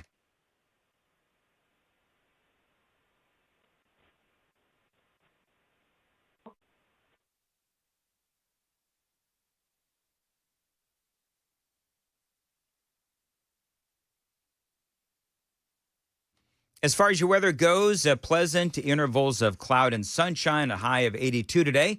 Going to feel like about 85, low humidity. Getting down to 55 tonight. It's one of those nights you'll be able to sleep with the windows open, as long as they're Window Nation windows. How's that for a plug? All right, Jonathan Fahey joining us at 6:45 on Super Talk 99.7. All right, so Jonathan, we've got the National Guard. We've got all of this going on in Washington, D.C. We know that they've seen outstanding results in Washington, D.C. National Guard goes in there. They haven't had Joan, have they had a murder yet?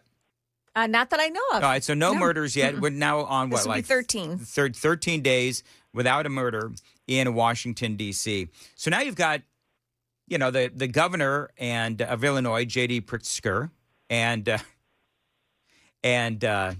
Mayor Johnson, and they're both out there and they're screaming about Donald Trump. Do you think the president is going to send the National Guard to Chicago? I don't know. I think he probably will, just because it seems like whenever these things get ratcheted up, Donald Trump isn't going to back down.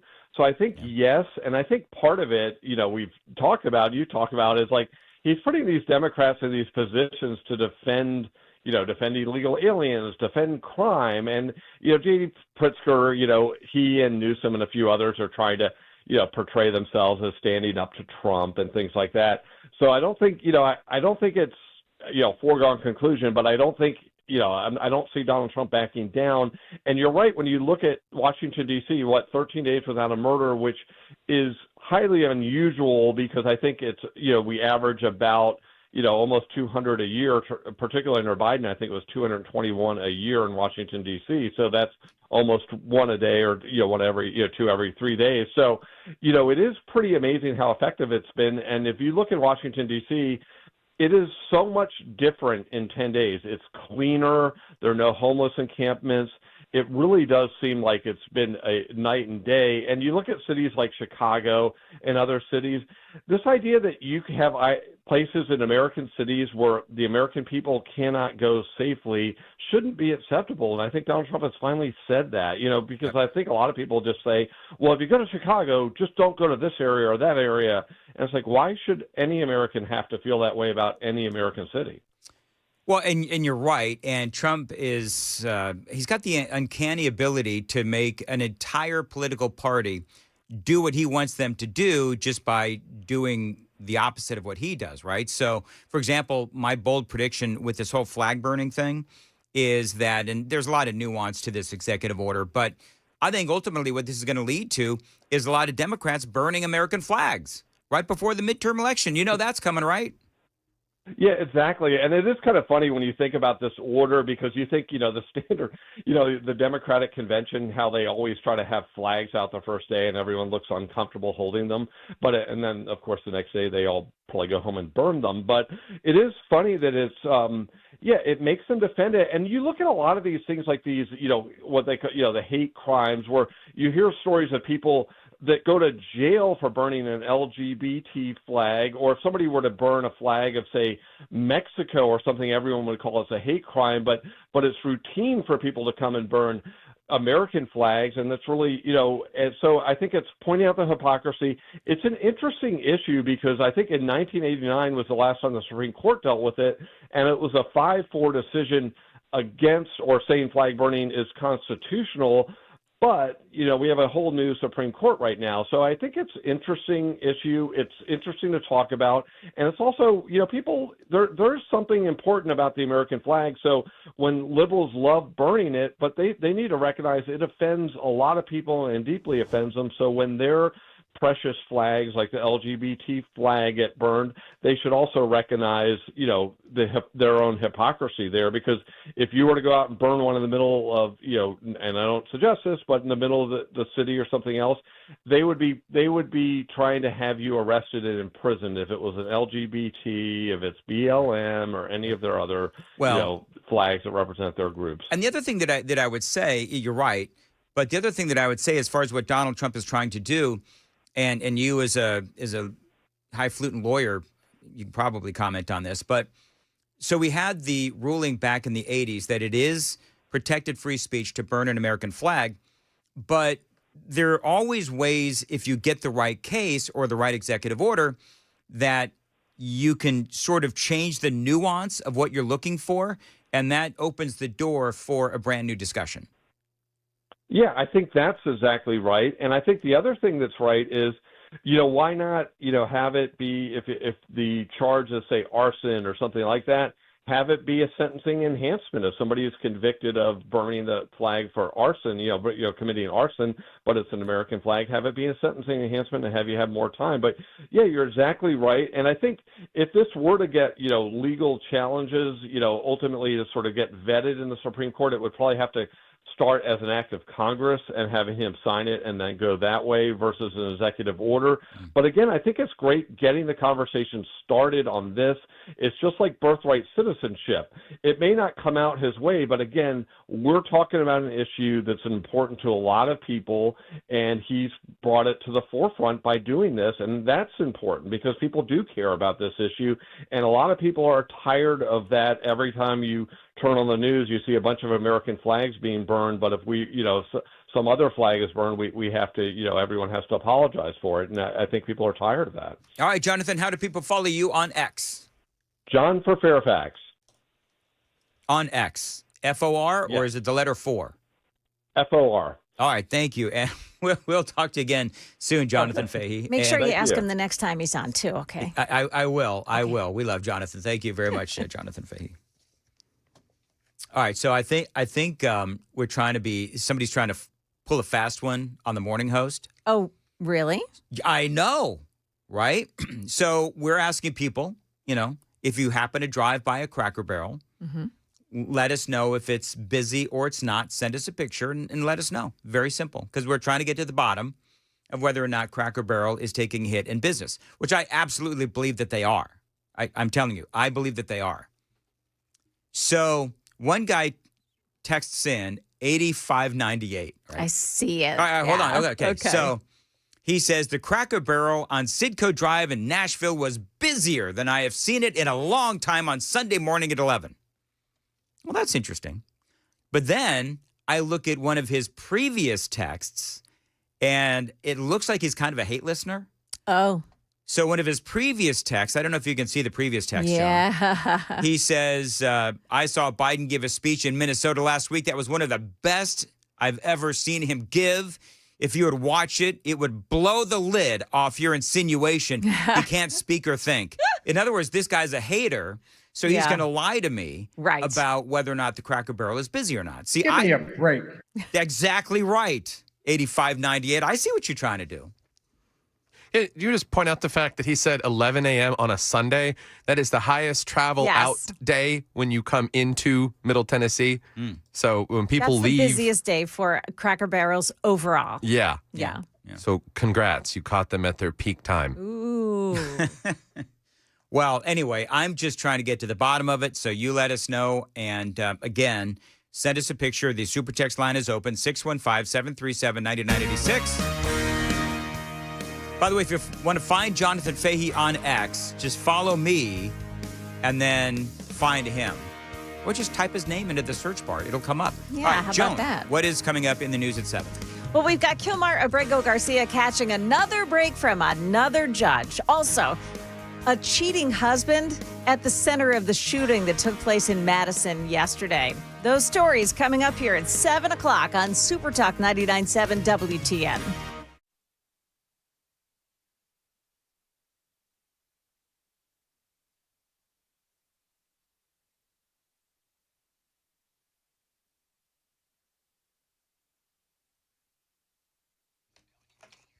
Dan Mandis here for Vision for Life, and I want to talk to you about something that is truly life-changing, vision correction surgery at Vision for Life. Now, like many of you, I thought all vision surgeries were the same, and I believed everything was just LASIK. But after doing my research, I learned Vision for Life offers a variety of advanced procedures tailored to each patient's unique needs. And Dr. Horn, he's the guy in charge. He doesn't just restore your vision.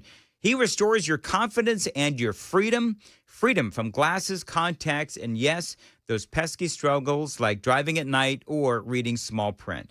Now, I have taken the life-changing step because Vision for Life made the process simple and clear, answering all my questions and matching me with the perfect procedure. And in my case, that was lens replacement surgery. Now, if you've been hesitating, you got to trust me. This isn't just about seeing better.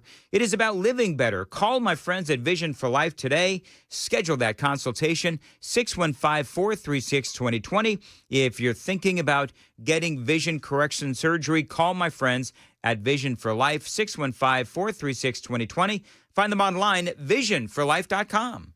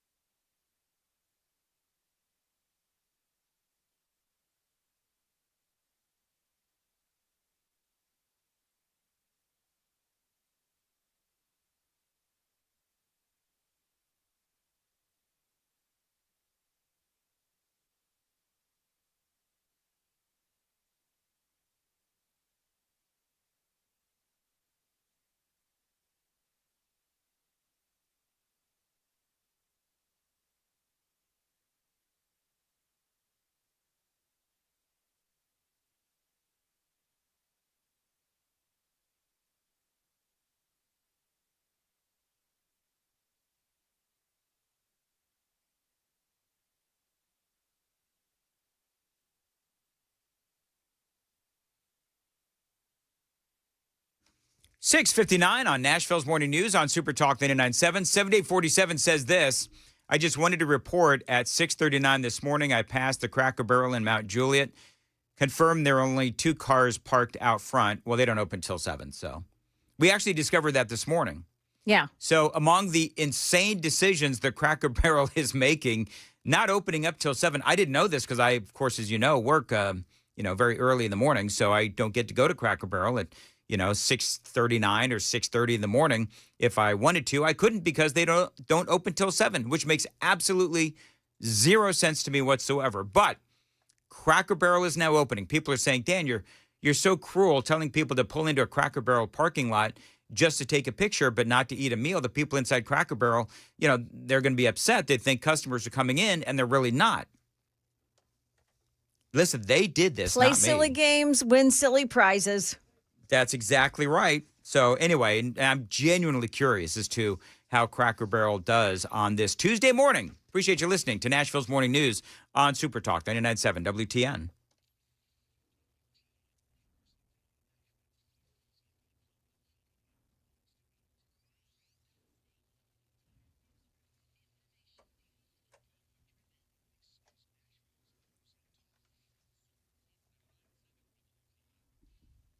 Good morning, 7 o'clock now. I'm Joan Jones with your top stories with yet another judge's ruling.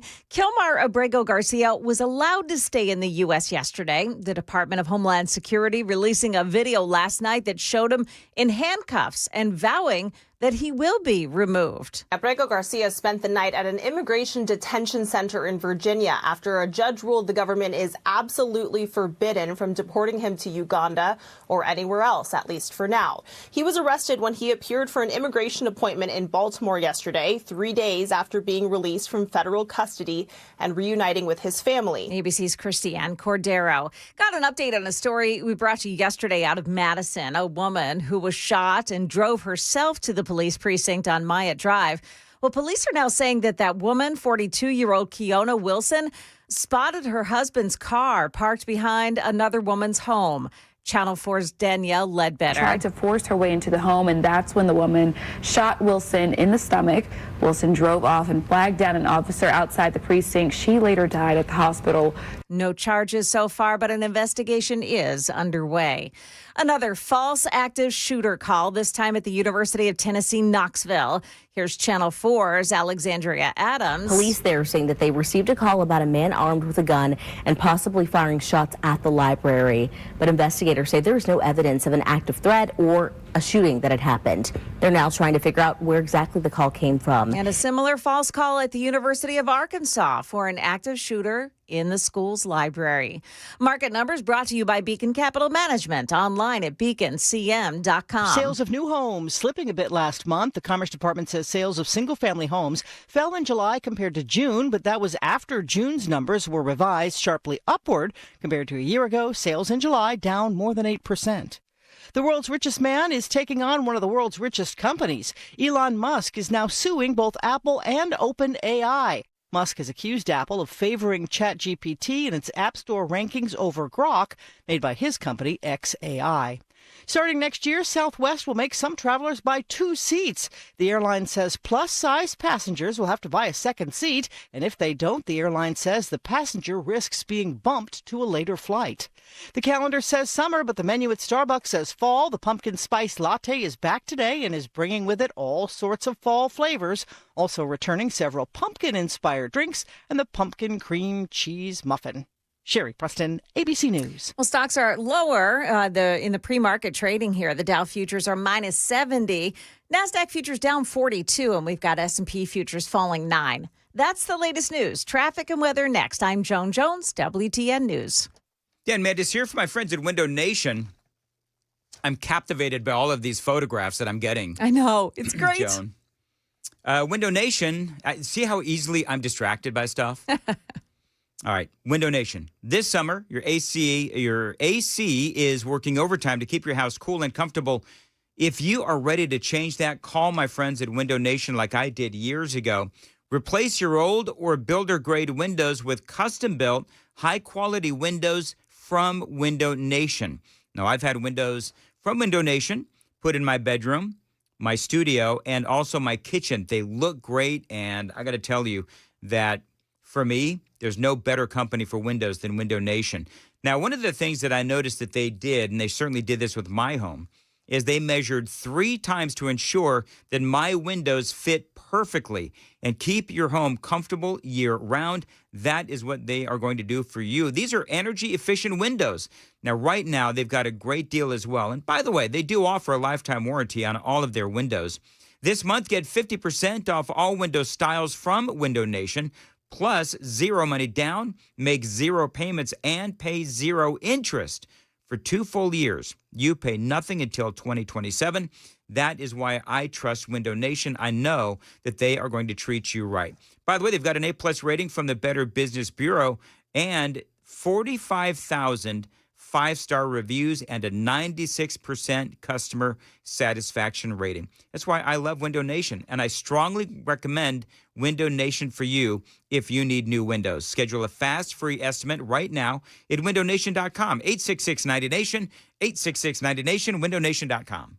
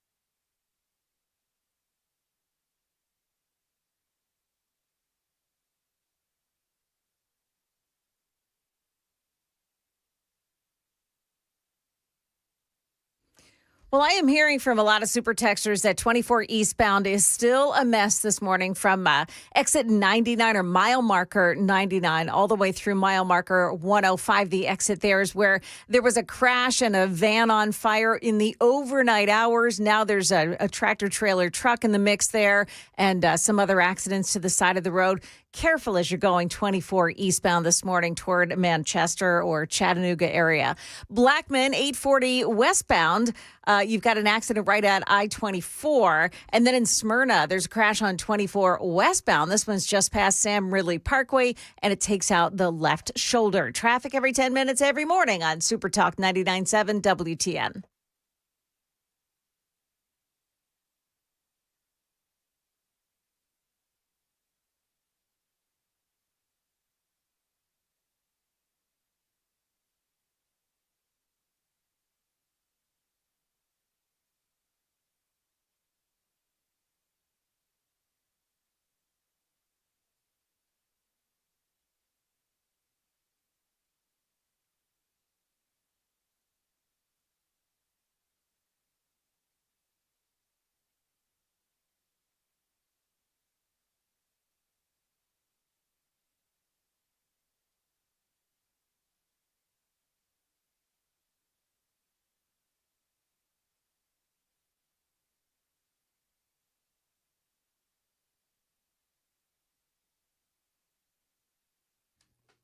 .708 Nashville's Morning News on Super Talk 99.7 WTN. Joan getting all kinds of photographs. Yeah. Mount Juliet, Gallatin, I think a few other places as well.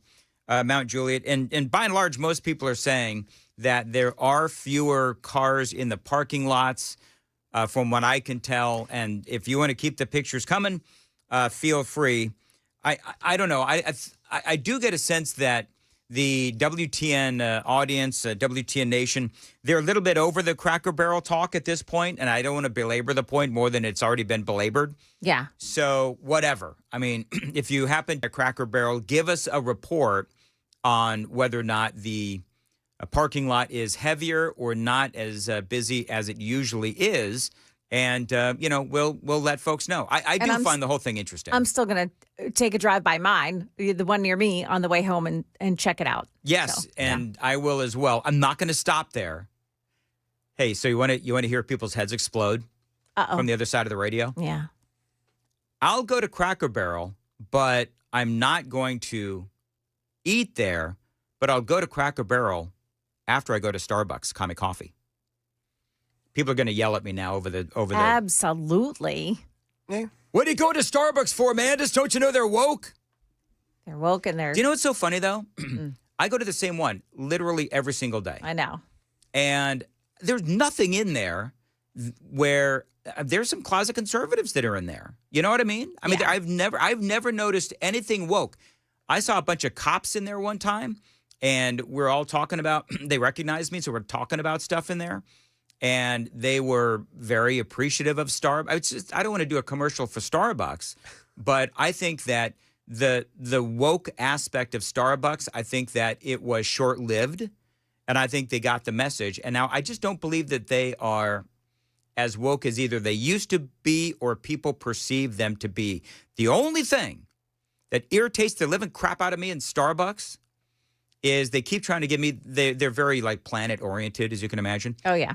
And so they keep trying to give me like a cup that is like an actual cup, you know, like not a plastic cup or not a cardboard cup. Like a reusable? Yeah. I call those collectors. I don't like the reusable cups. I like the ones where I could just throw them in the trash because for some reason I like the to-go cups more than the reusable, even though I'm sitting there at Starbucks. That's the only thing that I don't like, and I do they feel... allow you do they have a fully stocked condiment bar now, or do you still have to get your condiments from the person behind the counter? Fully stocked condiment bar. Good. So I can get bugged all me my... since COVID. Gosh. I was actually an official complainer on that, by the way. I did send an email to their corporate office. Good. It's just It was ridiculous. a strongly worded letter, and I said, can you people get over it, please? Yeah. Good. Anyway. And here's the deal. Like, I see people that see me and engage me in conversation in Starbucks all the time. Like, a lot of listeners go to Starbucks. I'm just telling you. So, well, I think that Starbucks also, they got into a slump. Yeah, they did. Last year before. So they brought in a new CEO. Yep. They started to change the way they're doing things. And I think that maybe they got it, and it may not be because of a backlash from conservatives, but their finances started to fall. And you can just follow the money trail. Here's what I'm going to tell you, is that I did stop going to Starbucks because of the service. Mm-hmm. This was a big deal. And the head honchos over there at Starbucks, they noticed that was a big issue. So you know what I immediately noticed when I read, okay, they're going to stock up on people behind the counter. Yeah. I couldn't tell you the last time I had to wait a long period of time for a cup of coffee. Good. In other words, See, they yeah. made the changes that were angering people. Yes. And you don't have, you know, the baristas trying to engage you in some sort of a political discussion, which is something that was going on. Right. Well, a couple of years ago, they didn't come out and say it, and they didn't blatantly put it out there, but they pulled their Pride stuff, and they pulled the Pride displays out of the Starbucks. Oh, did they? Yeah, back in 2023. See, I never noticed a Pride. I never know they did that at Target, of course, but I never noticed the Pride stuff to begin with. Maybe that's in some of the more woke cities or states. It was kind of a response when they saw how Target was getting handled. They were like, "Oh, we don't want that." Yeah. I don't think Robbie Starbuck gone after Starbucks. I don't think he has. His latest victim, of course, is Cracker Barrel, which we talked about last week. But and I don't think that the statement Cracker Barrel released is going to make that go away any easier. I don't either. I feel like they're instead of acknowledging that there's some like people don't like what they've done, they're pushing back on it. Here's why we did what we did. Well, we don't want to hear why you did what you did. We want our old Cracker Barrel back. Well, and then they had the gall at the end of it to say that Uncle Herschel wouldn't have wanted it any other way. Yeah. That's gonna... Isn't Uncle Herschel dead? Yeah, he was the founder. How dare they? And my goodness. He was the old timer in the logo. Yeah. Yeah, I know. And that is actually horrifying to me. That makes it worse. Well, and another line in there that the font is ridiculously small. They're talking about how they want to have the games on the tables, and that's not going to change. You change the wording. They changed the wording, and they misspelled the word embarrass. So I don't. I think it's going to have the same kind of longevity as Bud Light until people forget about it. which you can't now that you see it, and it's literally whitewashed. Well, here's country living Martha Stewart crappy decor. Yes. It just looks like, I'm telling you, when I say that it looks like an IHOP, it looks like an IHOP. Yes, it does. So, I think it began, and I'm no prude about this, but I think it began with the whole bringing alcohol into a Cracker Barrel. There was no need for that. Like, that's not what you expect when you go into a Cracker Barrel. well, I'm going to say that I was pleasantly surprised at mimosas. I'm just going to tell you. Mimosas make sense, Yeah. kind of, I mean, it's an odd fit, but I mean, I didn't have a problem with it. Yeah. I mean, I ordered some. They're actually very good. Yeah. But the decor and all that kind of stuff. And I get what you're saying, Joan, but when you have the Wokeratis up at the top within Cracker Barrel, which, Robbie Starbuck exposed and we all suspected, then they're going to do what they're going to do.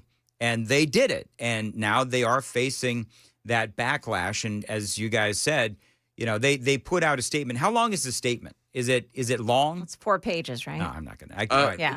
The one I think I texted it to you. Yeah, it's 1 page. I mean, it's really small font. But people aren't digging. Aren't digging. Oh, no. the statement. No, which they Dr. made. Carol Swain over there, Vanderbilt Law, posted it on her Instagram and was like, "Really, this is the response?" She was criticizing it. It's just like a half done. We're sorry, but we're not going to say it. Do you know We're what the still funny gonna stand thing by it. is on this? The funny thing is that they put out the statement, clearly not satisfactory for people who are fans of Cracker Barrel, and they're angry about it. They put the new logo at the bottom of the. Yeah. It's like, oh, and by the way, here's the new logo, so stick it. And I love how they sign it with the company name, and the person who drafted this did not want to put their name to it. 7:16, Nashville's Morning News on Super Talk 99.7 WTN. Time to check the roads.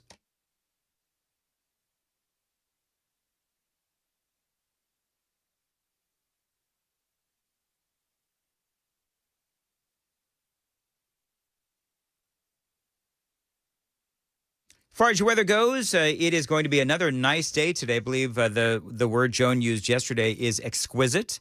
I believe that today is going to be extra exquisite, as a matter of fact. Exquisiter. Exquisiter. Yeah.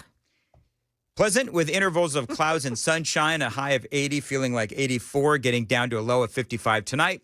On this day last year, it was 99 degrees. Now, I guarantee you the hot weather is not over with by any stretch of the imagination. Hey, by the way, Joan, I got some hate mail regarding you. Uh-oh, not again. It's from the guy that is really particularly vile. So I'm gonna get your permission before I read it. Yeah, okay. Because for once, his ire was pointed at you. Really? Well, not for once. He's taken you out before. Oh. Not for coffee, but I mean, he He's a said serial negative things. taker-outer? Okay. He's a serial taker-outer of me and Joan. He hasn't come after Sam yet, but Sam, your time will come. Then you know you've made it when this guy takes you That's out. exactly right. I'll frame it. I'll put it on my fridge and everything. All right, we got to go. Let's see here.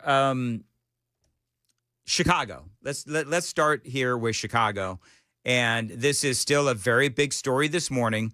And Stephen Miller, Chicago and all these other towns and cities and states that are, operating right now under the threat of National Guard coming into their city. They all are saying the same thing, which is, but our crime stats, they're really not that bad. Listen to what Stephen Miller had to say about this and how they are altering and manipulating crime stats. Again, this is Stephen Miller yesterday, in the Oval Office. And the president spoke about this before.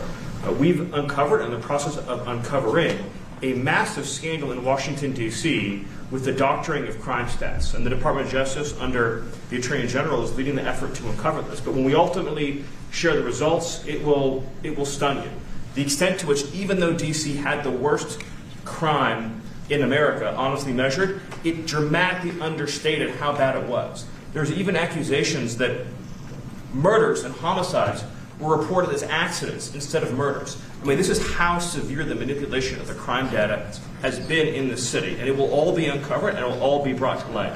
I've had a chance to spend some time, as has everyone here, with the police officers in the city. Members of the public are going up to them and thanking them, just overflowing with gratitude. Yeah, I mean, he's absolutely right. And Instagram and TikTok are full of folks that are talking about how much they absolutely love the National Guard being in Washington, D.C. Strange, by the way, isn't it, about the manipulation of statistics that the Democrats are doing, the crime stats, kind of like they did with COVID. I was about to say, yeah, the COVID deaths that were car accidents. Yes. Guy gets decapitated with a motorcycle accident. Oh, he died of COVID. You know what I mean? Or they had terminal cancer and yes, it exacerbated it, so the COVID killed them. It's what the Democrats do. And Stephen Miller, of course, is absolutely right. It is interesting with the situation going on in Chicago and whether or not the president will be sending the National Guard into Chicago. And I want to play this video for you. And it's one of my favorites of the day for a number of different reasons. But it's a guy, and he is in Chicago. You do have the governor of Illinois, J.D. Do you think anybody picked up on my mistake that I made earlier about J.D. Pritzker? Do you think anybody picked up on that, Joan? You said he went on a diet or something? No. No? Okay. No. Nobody heard it? Okay. I may have accidentally called it J.D. Pritzker. I may have replaced that T with a CK. Oh. So this guy is in Chicago, and he definitely disagrees with the mayor of Chicago and Brandon Johnson and J.D. Pritzker about what's going on in Chicago. The National Guard has to come here, even if it's for a scare tactic. They have to come here. There's no control. There's no law and order. The National Guard has to come here, even if it's for a scare tactic. They have to come here. There's no control. There's no law and order. The National Guard. So I said that's a guy, and Sam says that's a lady. I don't think that's a lady, dude. I think that's Steven Tyler, dude, looks like a lady. That sounds like one. That's what I'm getting. Okay, but it could be a guy with a high voice like me. And a You still sound like face. a guy. Yeah, well, some would say Joan. Anyway, moving on. So, but you heard what she had to say. Now you got me all, I don't know what it is. Anyway, this person said about crime. Should we do a Daily Dan poll? Is this a man or a woman? Yes. Joan, what do you say? Are you on the super text line? Or no, are you watching me on YouTube or whatever? I'm not watching you, but I hear this person and they look like it sounds like a woman to me. Really? Yeah. Yeah. The National Guard has to come here, even if it's for a scare tactic. They have to come here. All right. You know what this person's name is? Zoe. Z-O-E. Is that Zoe? Z-O-E? Zoe. Yeah. Zoe? That could be a man or a woman, can't it? No, that's a woman's name. Yeah. So did I misidentify this person? I think so. All right, cool. It's not your fault. Well, what are you letting get I'm the off one for? that did it, so whatever. Anyway, we got to go. It is 7:22. This segment has not turned out the way that I wanted it to turn out. But we do have more coming from the city of Chicago. J.D. Pritzker had a lot to say regarding Donald Trump. We are going to get into that and a whole lot more straight ahead. Super text line is open. Joan, are people sending in their pictures of Cracker Barrel this morning? They are. A lot of people. And what are they saying? Are they saying it's a lot less busy? Yes. And, yes, they are. But I'm just wondering if this is if this is an actual, this is sort of anecdotal because it's people that listen to us and they're probably going to show us pictures that are with less cars in the parking lot. Right. So. They are going to, it's, what is it? Affirmation bias? Is that what they say? Yes. Yeah. So I generally just want to know the truth. Like I just want to know the truth because I was a little sus of the photos that showed that there were only 2 cars in the parking lot at 4:00 in the afternoon. I was a little suspicious about that. So I just want to know. That's all I want to do. My problem is I never really go to Cracker Barrel in the first place. Yeah. So, him, she. Sally says, call that person him, she. Him, she. Him, she. Sounds like a piece of sushi. Him, she. You mean Dan is not a lady? No, that's not what we're saying. 7:24. Joan's got the news coming up at 7:30. Hi, Joan. Oh, you want me to go on here? Yes, okay. I do. Tell you why, a couple of 8th graders were arrested yesterday And yeah, we've been talking about Cracker Barrel, but it's the newest thing, the latest controversy, and it has to do with those peg games on the restaurant tables. Got that for you coming up here at 7:30 on Super Talk 99.7 WTN.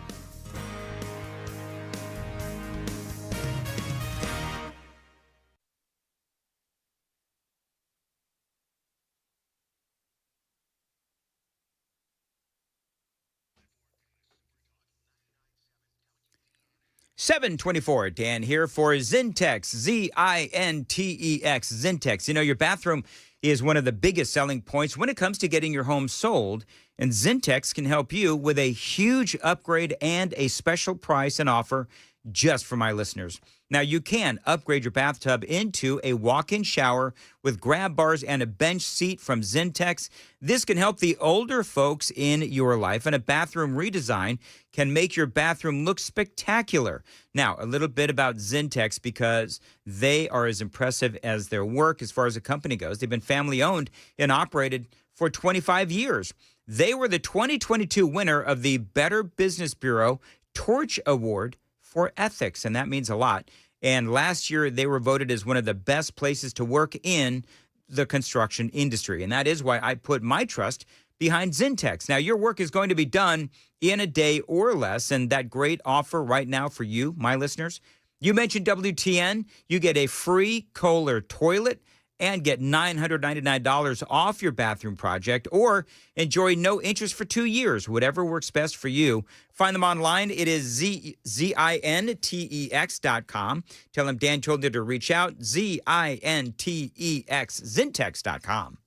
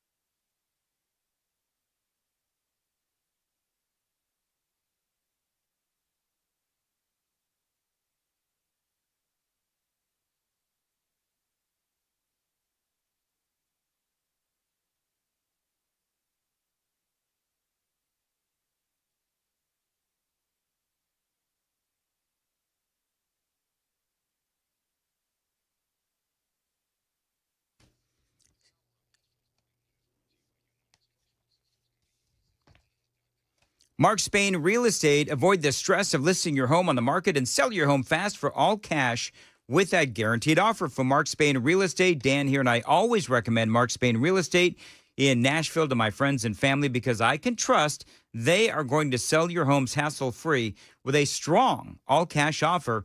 As a matter of fact, with Mark Spain Real Estate, you know that they do sell more than 38 homes every single day, making them the most experienced real estate team in America. You can trust them to sell your home hassle-free and, yes, with the strongest cash offer in the industry. Mark Spain Real Estate has been helping homeowners sell their homes for nearly 30 years, and they've got over 72,000 satisfied clients. Check them out online. It is markspain.com and find out what your guaranteed all-cash offer would be.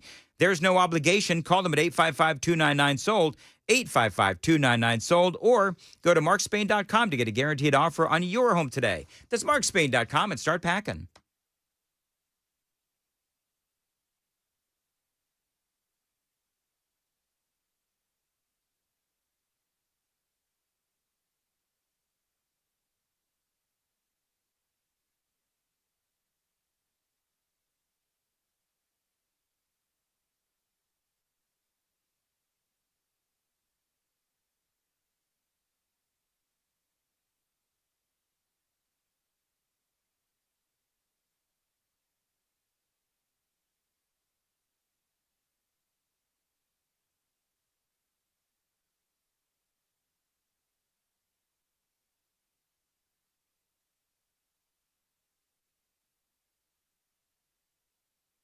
Good morning. It is now 7:30, and I'm Joan Jones with your top stories. A Nashville grader has been arrested for a picture that he sent to classmates on Sunday. Here's Channel 4's Lydia Fielder. That 13-year-old goes to school at Meigs Middle. That student then sent a text saying, quote, perfect for school shooters, along with that photo of the shotgun. He was arrested last night. Now, this is a reminder that these threats are taken very seriously, and police say you will be prosecuted if you make one. And another 8th grader allegedly wrote in that very same text thread that he would shoot another student's home and school up, and he posted it along with a photo of a handgun. Well, that second student also charged with making a threat of mass violence. 2 more suspects connected to a shooting in July have been arrested. One of them was arrested after a multi-vehicle crash on I-24 in Robertson County last night. The driver, James Redmond, ran off into the woods, but a K-9 officer and his dog brought him down. The other suspect is 24-year-old Keelan Williams. He was arrested along Rosa Parks Boulevard. News 2's Elishava Wemberly. Metro Police tell us both Raymond and the other suspect were wanted in connection with the July shooting on I-40 in Hermitage. The victim was at a sports bar when he found out someone was breaking into his car. He tried to chase the victims down and was shot on an interstate entrance ramp. Now, Metro Police arrested Hannah Craig and Jonathan Brewington for the shooting at the beginning of this month, and both are charged with criminal homicide. And there is a new controversy for Cracker Barrel, the restaurant chain altering the language on the classic table peg games. Now, instead of the language saying leave 3 and you're just plain dumb, leave 4 or more and you're just plain ignoramus. Well, the board now says if you leave 3 or more, don't be embarrassed. Try again. That is the latest news. We've got traffic and weather ahead. I'm Joan Jones, WTN News. Thank you very much, Joan. 7:33 on Super Talk 99.7, the Wellness Institute of Nashville. These folks helped me a lot, and they can help you as well. Now, right now, they've got a great deal for listeners to WTN. The July special, $12 for a comprehensive exam, x-rays if needed, a well-explained diagnosis, and that first treatment as well. Gotta love the Wellness Institute of Nashville. Now, when I arrived in Nashville a long time ago, I did have chronic back and neck pain. They fixed me right up with some of their non-surgical spinal decompression. They can help you as well. If you have back and neck pain, sciatica, slipped or bulging spinal discs, herniated discs, spinal stenosis, numbness or weakness in the arms and legs, fingers or toes, we can help you. Now, again, it is all about their non-surgical spinal decompression therapy. No surgery, no spinal injections, and no painkillers. So, $12 gets you a comprehensive exam, x-rays if needed, well-explained diagnosis, and that first treatment. Again, it is the July special. So call them 615-246-5009, 615-246-5009, the website, painisbad.com.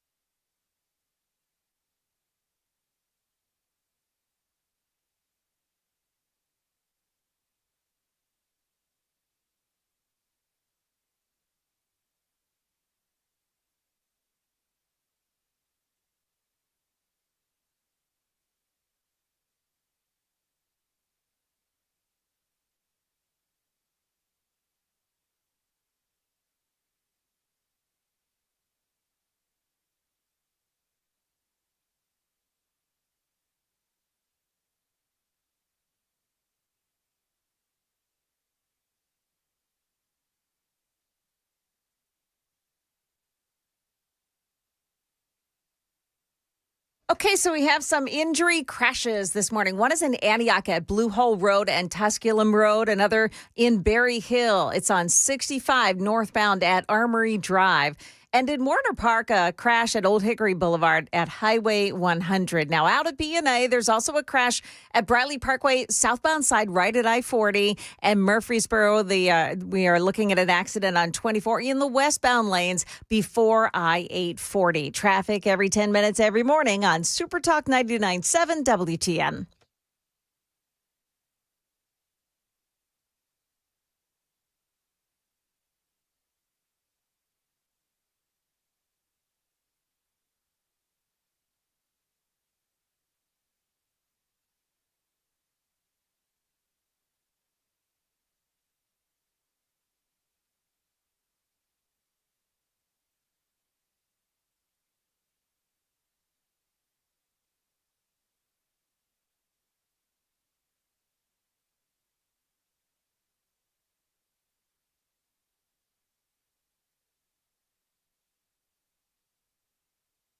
.737, Nashville's Morning News on Super Talk 99.7 WTN. Good morning to you, friends. So Rocco says this, and then we're going to move on. I don't know if on the Super Text line, very active today, people are texting in their photos of Starbucks and whether, not Starbucks, I'm talking about Starbucks with Sam off the air, but of Cracker Barrel. And by and large, I mean, we got Dixon, we got Gallatin, we got several from Mount Juliet, one in Nashville, and they're just coming in. Everybody is telling us that it is, Cracker Barrel has fewer cars than it usually does. Do you know what I would love to do? I don't know how to confirm this, but Sam, take the phones off hold. All right. People have actually been asking for this, so I'm glad you're doing it. If you are an employee of Cracker Barrel, if you are an employee of Cracker Barrel, I want you to call right now. We don't have the technology because it wasn't in the budget, but tell us your experience. are there fewer people coming into Cracker Barrel than you've seen? Like, how was your work last weekend? If you're an employee of Cracker Barrel and you can do it, and I know you're going to tell the truth, tell us what's going on. So I'm kicking the fans to the curb, right? It's strictly for employees. The fans to the curb? Yeah, the fans of Cracker Barrel that want to call in and complain about it. All I want to know is from the employees. Gotcha. I don't know how to verify that these folks are actually employees, but I'm just curious. If you're an employee of Cracker Barrel, call us and let us know what it's been like. I'll ask them how many stars are on their apron. You know about that? They have a rating system. No, but don't say it here, because you got to ask them, when they call in. 615-737-9986. Of course, they're probably working right now, Joan. Yes. But anyway, people are sending in photos, and it does look like Cracker Barrel is not doing as well as they once were if you listen to the people that are texting in photographs. Now, a couple of other things real quick. I like what Rocco said about my voice, by the way, Joan, the guy that said, wait, you mean that Dan is not a lady? Yeah. Rocco says, I'm just joshing with you, Dan, judging by your voice. I did not think Dan was short for Danielle. Your voice, though higher pitched than most, is the voice of an alpha male. Every syllable oozes toxic masculinity. Wow, that was a big flip. Need a T-shirt now that says every syllable oozes toxic masculinity. They got to put that on a promo for me. You know what I mean? Have the guy that actually has the masculine voice, like the big announcer for the station. Yeah. Maybe have him do it. Anyway, moving right along. Chicago is still an absolute train wreck. Let's get back into what is going on in Chicago, because J.D. Pritzker is out there. And part of what's going on in Chicago is the residents of Chicago are asking for this. A lot of them are asking for this. This was Chicago Mayor Brandon Johnson. Now, you know who he is, right? Brandon Johnson is a guy who is very, very left, incredibly left. And he is out there and he is screaming. All of the leaders of Chicago are out there going after Donald Trump. You know what's amazing to me is that they are so passionate about Donald Trump not sending the National Guard into Chicago. Can I ask a question? Why don't they get this passionate about stopping the killings? I'll wait. This is Brandon Johnson, mayor of Chicago. Instead of spending hundreds of millions of dollars for a publicity stunt to invoke chaos and terror, the federal government should spend that money on proven solutions to crime and violence reduction. We cannot incarcerate our way out of violence. We've already tried that, and we've ended up with the largest prison population in the world without solving the problems of crime and violence. The addiction on jails and incarceration in this country, we have moved past that. It is racist, it is immoral, it is unholy, and it is not the way to drive violence down. All right, so that is Brandon Johnson, and there is no doubt that violence is a problem in Chicago, no matter what they say or how they try to skew the numbers. Now, one of the questions is, and by the way, there is a happy medium in these folks with this, as Brandon Johnson said, this addiction to jailing people, this addiction to incarceration. We have flipped way the other way. You know what I mean? Like sending somebody, I forget all the examples of people that have spent a lot of time in jail for basically pot. But now we have gone so far the other way where you can literally assault someone or steal $1,000 worth of stuff and not get charged a crime. So there is such a thing as an addiction to not holding people accountable, and that is what's going on. That's why Chicago and other cities like Chicago, New York, Washington, D.C., that is why they have so much crime, because they've got this addiction to not charging people that really should be charged. So again, they've gone way the other way, and it is definitely a problem. And the more that they continue to not hold people accountable, the worse it is going to get. Here is more from Chicago Mayor Brandon Johnson. We cannot return to the same failed strategies that got us here in the first place. Under the previous presidential administration, we requested more federal resources to address gun violence in our city. We continue to make that same call. We have made significant progress on our own, but there is so much more that we can do if we had real support from the federal government. So you have told, though, Brandon Johnson, that you don't want the federal government to come into Chicago. Now, again, is it legal for Trump to send in the National Guard? It depends on who you ask. This is one of those situations that'll go through the courts. There are laws that limit what the president can do if a governor takes exception to the National Guard being used in his state. Then all he can do is protect federal assets and employees, including ICE agents. That's it. But if Trump uses the Insurrection Act of 1807, that would permit the president to use military members in an American city to quell what they say an insurrection or domestic violence.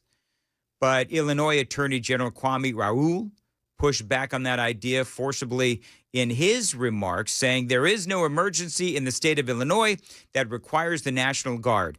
There's no foreign invasion. There's no rebellion, he said. He also called the president's plans an offense to the sovereignty of our state and the sovereignty of states at large, and he will resist all of this in court. And we do have some comments from the governor for the state of Illinois, J.D. Pritzker. That is coming up next. It is 7:45. Time to check the roads on WTN.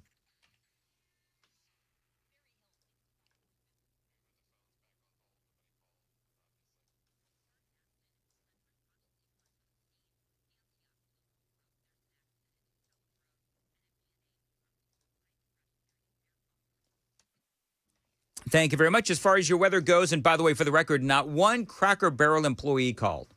Not one. But that's okay. They're probably working. But no, let's leave the phones open, actually, Sam, so that if word gets out amongst Cracker Barrel employees that they can talk about their experiences. I would love to hear it. As far as your weather goes, pleasant with intervals of clouds and sunshine today, a high of 80. About 82 is going to be your high, feeling like about 84, 85, getting down to 55 tonight.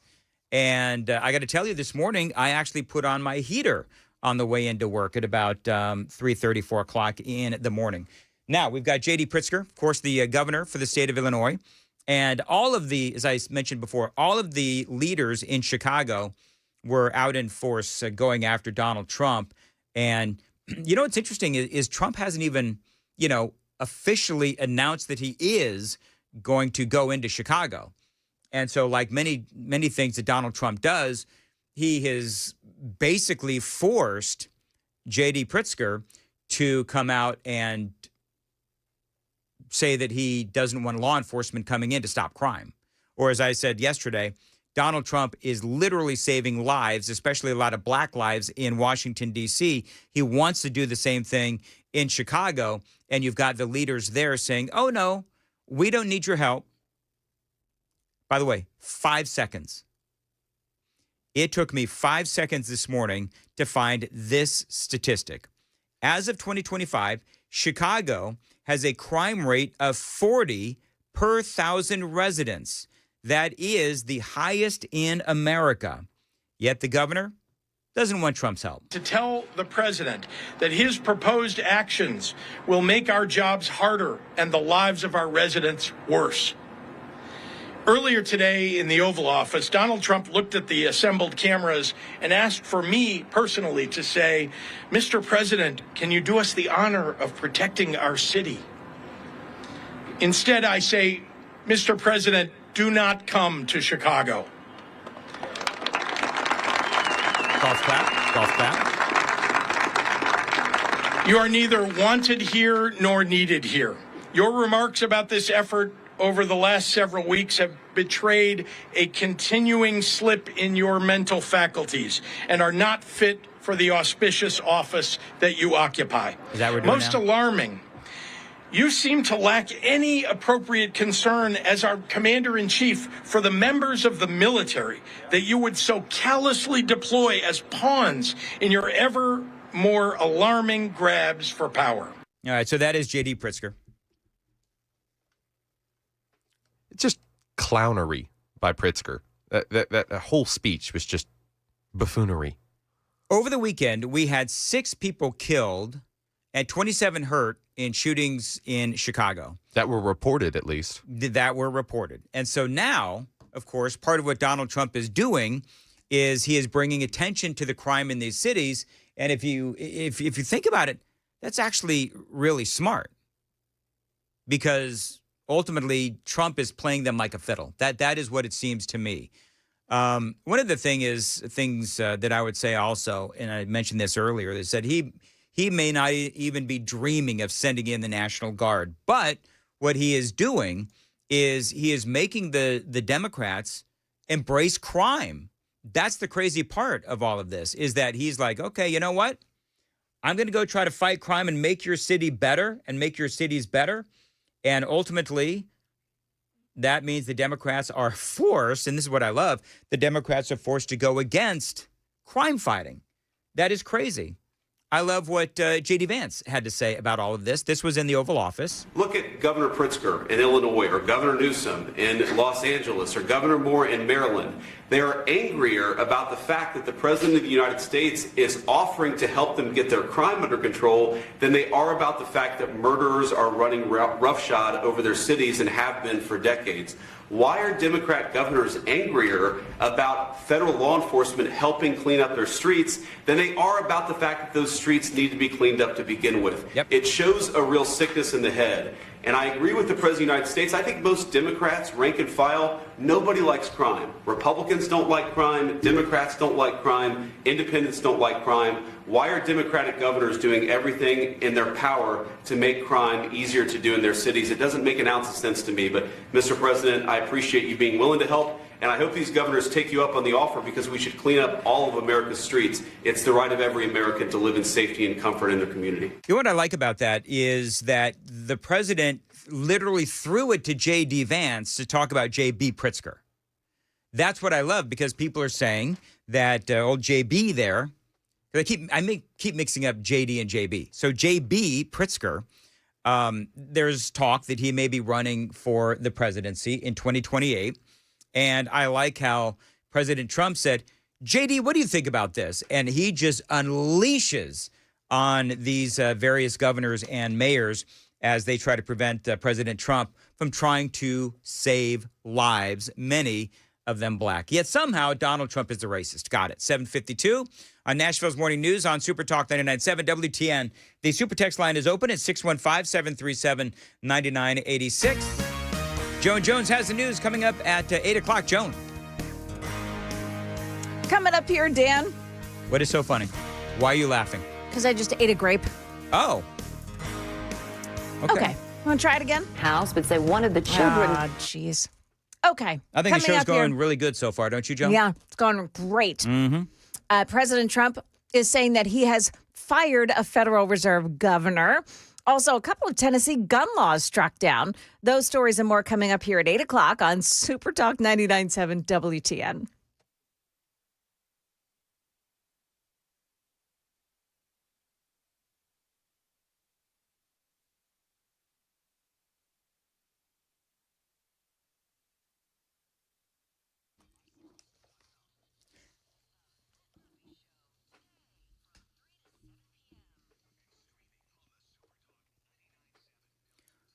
Hey, do not forget, and Murphy Show might be joining me on Thursday when I'm broadcasting from Edley's, although I reminded Matt that the morning show starts at 5. He said he'll try to be there by 6:45. So, but Murphy Show might be joining me. I would love it if you join me out at Edley's Barbecue. This is this coming Thursday. I'm going to be there, not entirely certain why, but I'm going to be there. Steve Ducey's going to be there as well. And breakfast tacos for everybody. That is the reason why Edley's Barbecue is doing all of this, because they have now come up with some apparently amazing breakfast tacos. So looking forward to seeing you on Thursday. Details at 997WTN.com. Dan Mandis here. You know, Synergex and Low T Center, they've been changing the lives of men across the country for over a decade. And it's not just talk. Now, what do? I'm telling you guys, if you've been thinking about testosterone, or if you have been noticed that you're getting older, more tired, not motivated to do anything, it's not just aging. It is a physical and mental change to your body, and testosterone can actually help. Now, Synergen X and Low T Center, TRT, they've been changing men's lives for a long time, and they can help you as well. Do better at work, do better at love, and at the gym. Synergen X and Low T Center have clinics conveniently located around town. You have the power to choose if you want to be treated in the clinic or if you want to receive at-home treatment. Either way, it all starts with a quick test at the center. So what are you waiting for? Guys, just imagine how much better you'll feel when you take back your health, restore your energy, and get back on with the rest of your life. Book your appointment now at fixmylowt.com. That's fixmylowt.com.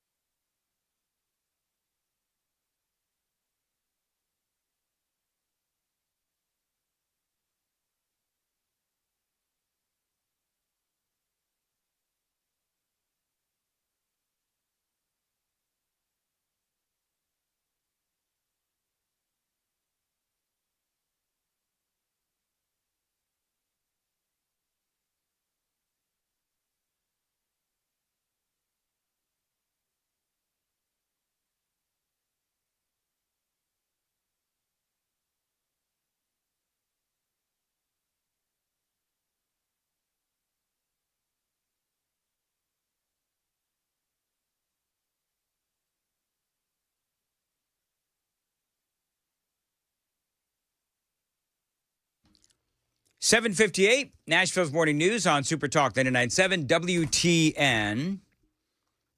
9655 says this, Joan. Yes. Why are you laughing? What is going on in there? Is there something going on? Are you laughing at me for some reason? Because I'm always the butt of the joke, and I always feel like you and Sam are laughing at me. No. What did I do? You're so sensitive. Guy says 90. I want to be in on the joke. If I did something stupid, Okay. please tell me. Nah. Okay. 9655 says, my wife works for Cracker Barrel Corporate. They're not supposed to say anything other than the official response. So that's why nobody called, because the Yeah, but what's the phones are wide pillow open. talk, mister? We want to know the pillow talk. The pillow talk? Oh, with them? Yeah, with the wife. Like, I'm sure she tells you things other than the official line at home. Oh, yeah. So yeah, what's she saying? 9655. Come on, tell us what she said. Are they crapping Twinkies over there at Cracker Barrel? That's what I want to know. Yeah. They should be. But we'll have to wait and see what happens. Do you think they threw away all that old stuff, Joan? Took the stuff off the walls and just threw it away? I saw a TikTok or maybe an Instagram of a woman who was able to run over as they were throwing things out, and she got one of the old games, the peg games. Yeah. And she took it home with her, and she, filming herself in her car crying because it was her childhood, and that's what she loved so much about Cracker Barrel, and just how much it affected her that they've changed everything. So I don't know. It seems like they are throwing things out, but I hope they put them in a storage room somewhere. They can drag them back out again. I was going to say, you know what? Do you ever go? That's the other question. Do you ever go back? Yeah. Would they ever go back? All right, it's 8 o'clock. Dan here, Super Talk 99.7 WTN.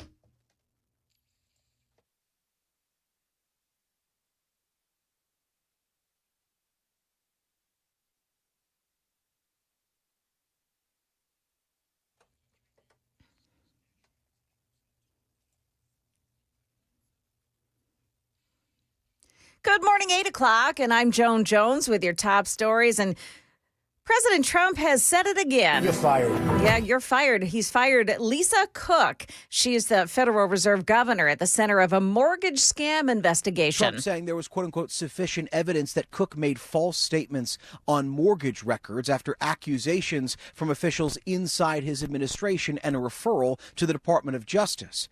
The DOJ's investigation has not yet been concluded. Cook has said these allegations date back to records from before she joined the Fed and that she was compiling information to address any quote-unquote legitimate questions with facts. She could still challenge the firing in court.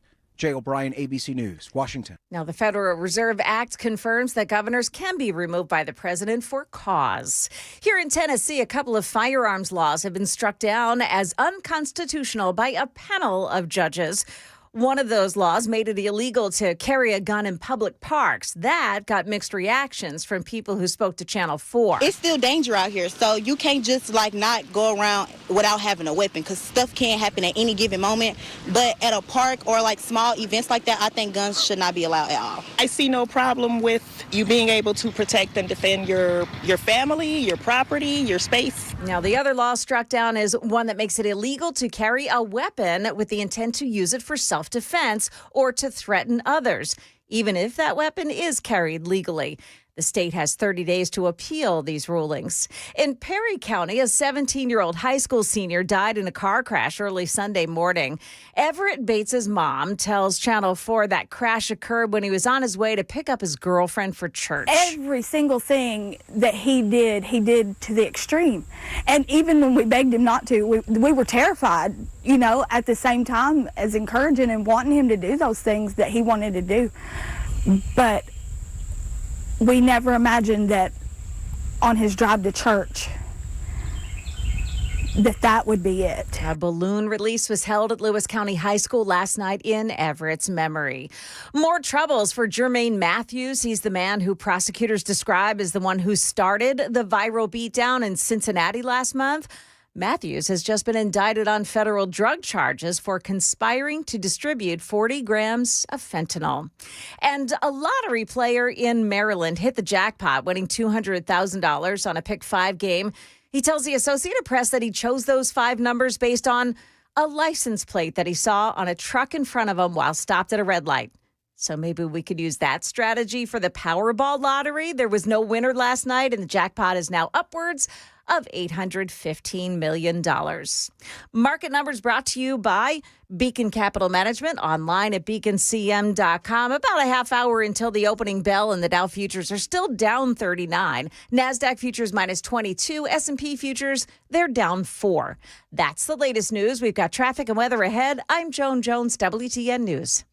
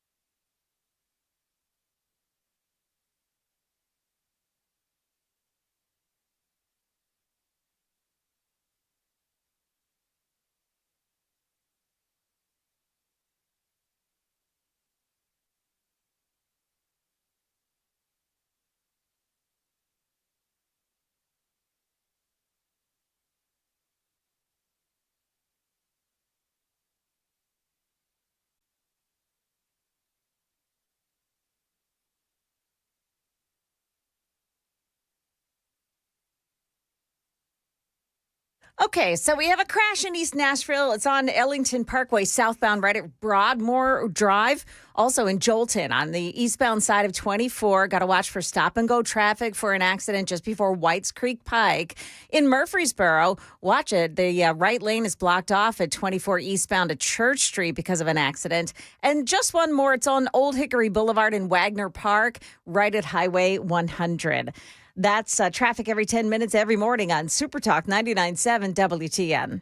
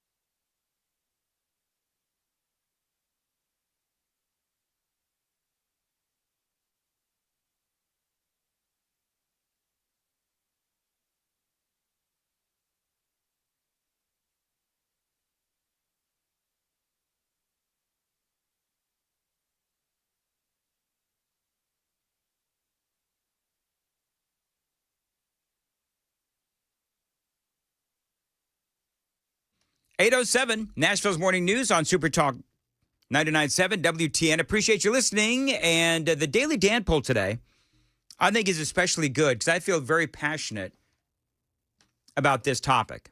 With Donald Trump deciding, for whatever reason, he's opening the door for 600,000 Chinese students to come into American universities. And I saw this. I woke up this morning.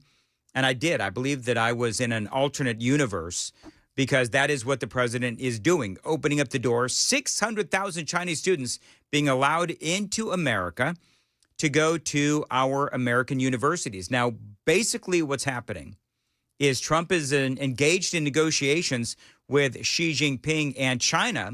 And this was obviously something that Xi Jinping wanted because the Trump administration has been talking about this for quite some time. And the bottom line is that Marco Rubio himself, the Secretary of State, has been discussing all of this and trying to get rid of a lot of these illegal aliens and the like, and also people that have been going to our universities, yet they've been involved in anti-American protests. And so it's with all of that backdrop, I don't really understand what the president is doing, but I need some video here, gentlemen. Mason is now here, and Sam is leaving. So this is Donald Trump yesterday in the Oval Office. President Xi would like me to come to China. It's a very important relationship. As you know, we're taking a lot of money in from China because of the tariffs and different things. And it's a very important relationship. We're going to get along good with China. I hear so many stories about we're not going to allow their students. We're going to allow their students to come in. We're going to allow, it's very important, 600,000 students. It's very important. But we're going to get along with China. But it's a different relationship that we have now with China. It's a much better relationship economically than it was before. With Biden, boy, what he allowed that, I mean, they just took him to the cleaners. Well, I believe that the president is being taken to the cleaners. I said that in the 5, and I'm saying it now. The Daily Dan poll, 94% of people that took the poll on YouTube agree with me. Why exactly is it that we want to bring in more Chinese students into America? I was so moved by it. I took the poll, too. Did you take the poll, Joan? Yeah. Wow. I think that that's a ridiculous notion. It is a ridiculous. I don't understand it. Yeah. For the life of me, I don't understand. I mean, obviously, Trump is negotiating with Xi Jinping. And so the president really wants a trade deal with China. And so he's giving them, apparently, the opportunity to send 600,000 of these folks into our country. Now, let's all be honest. These Chinese students, some, not all, obviously, but, you know, some come into our country, go to our colleges, and before you know it, yeah, there have been instances where they're stealing our intellectual property. And that's not, you know, that's not me talking, but that is the FBI who have said this, and other agencies and law enforcement agencies as well have said this is what's happening. Whether we're talking about Chinese students or Chinese college instructors, we have seen all of these things happen. There are risks of espionage and intellectual property theft. That is what happens. And again, I'm not saying all Chinese, obviously, because in the 5 o'clock zone, I don't know if you saw it, people are saying, not all Chinese. Well, no crap, Sherlock. Right. Right. Do I even really have to say that? God almighty. Let's also, by the way, not forget about students who come here on a visa and never leave. They overstayed their visas. There's also, by the way, discussions of making China stronger by educating them here in America to the detriment of our own students. And here's the other thing that I keep going back to, which is that China's got some pretty good universities, as a matter of fact. And I realize that we've got some good universities here as well. But I just don't really understand why they would exactly want to come to America. I mean, perhaps they want to, enjoy the culture and what have you. And I do understand that. But I mean, from a sheer educational standpoint, why would they want to come to a place like Harvard where, you've got all of that indoctrination? But I do understand that there are certain STEM majors that they would want to take here in America, whatever. But this is Commerce, and this audio is getting a lot of feedback. Commerce Secretary Howard Lutnick, he was on with Laura Ingraham. And Laura Ingraham, I think the only person in America who is angrier about this than me is Laura Ingraham. This is what she said. Mr. Secretary, with all due respect, how is allowing 600,000 students from the communist country of China putting America first?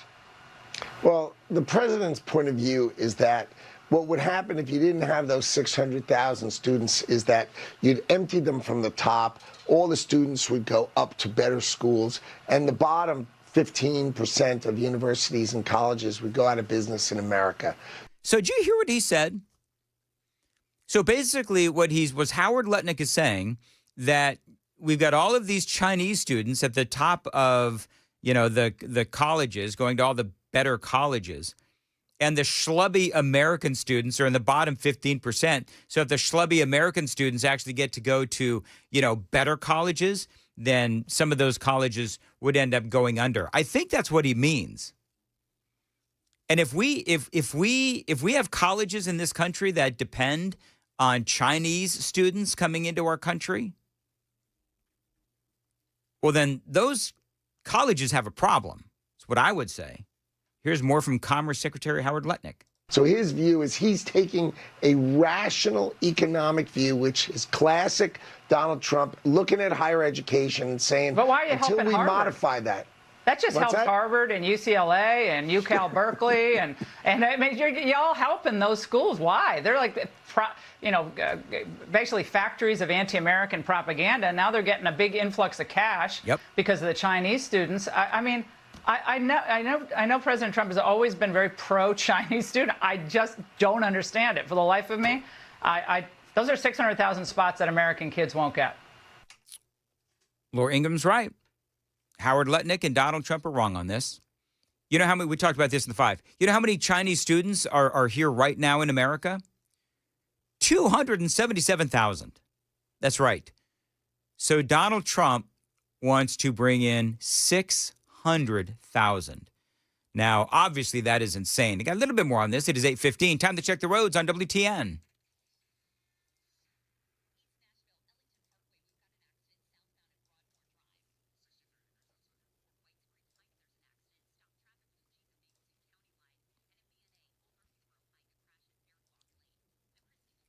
As far as your weather goes today, it's going to be pleasant, intervals of clouds and sunshine, a high of about 82, feeling like 84, getting down to a low of 55 tonight. And appreciate you listening to Super Talk 99.7 WTN. I'm flummoxed. And I'm just so concerned that we are letting in Donald Trump, the president, who I support, 600,000 Chinese students. And so I want you to think about a number of different things as we all sort of grapple with this. Because There are not a lot of conservatives who are approving of 600,000 Chinese students being let into our country, doubling what we currently do. I do get that Trump is trying to negotiate this deal with China, but we have all of these different issues in America where we are dealing with folks from other countries. We have illegal alien truck drivers that have been killing Americans. I've been covering that for you off and on for I don't know how long, but a long time. We have companies firing Americans and importing foreign workers with the shady and corrupt visa program. We're still dealing with all the illegal aliens thanks to Joe Biden's open borders. And so we have all of these issues. And Donald Trump's response, and by the way, let's also not forget that in Donald Trump's first term, he actually had an entire program dealing with Chinese espionage.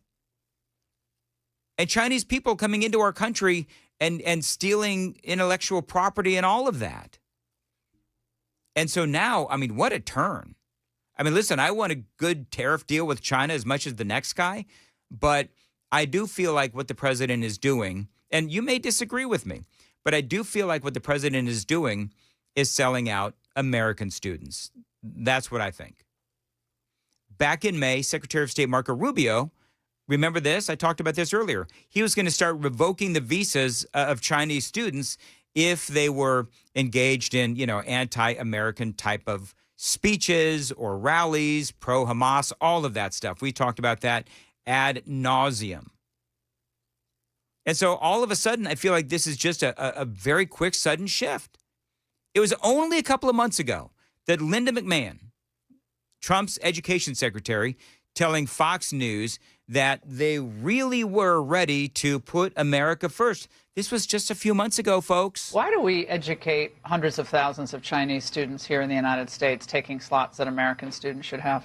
Well, that is part of the agreements now, that we should have admissions based on merit and that there must be more balance so that it is America first.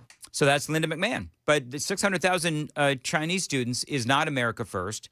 Now, this is from the LA Times. He has stated 600,000 quota would be the largest number of Chinese students admitted to the U.S. in history. That number peaked at about 370,000 in 2019 before it dipped after the pandemic.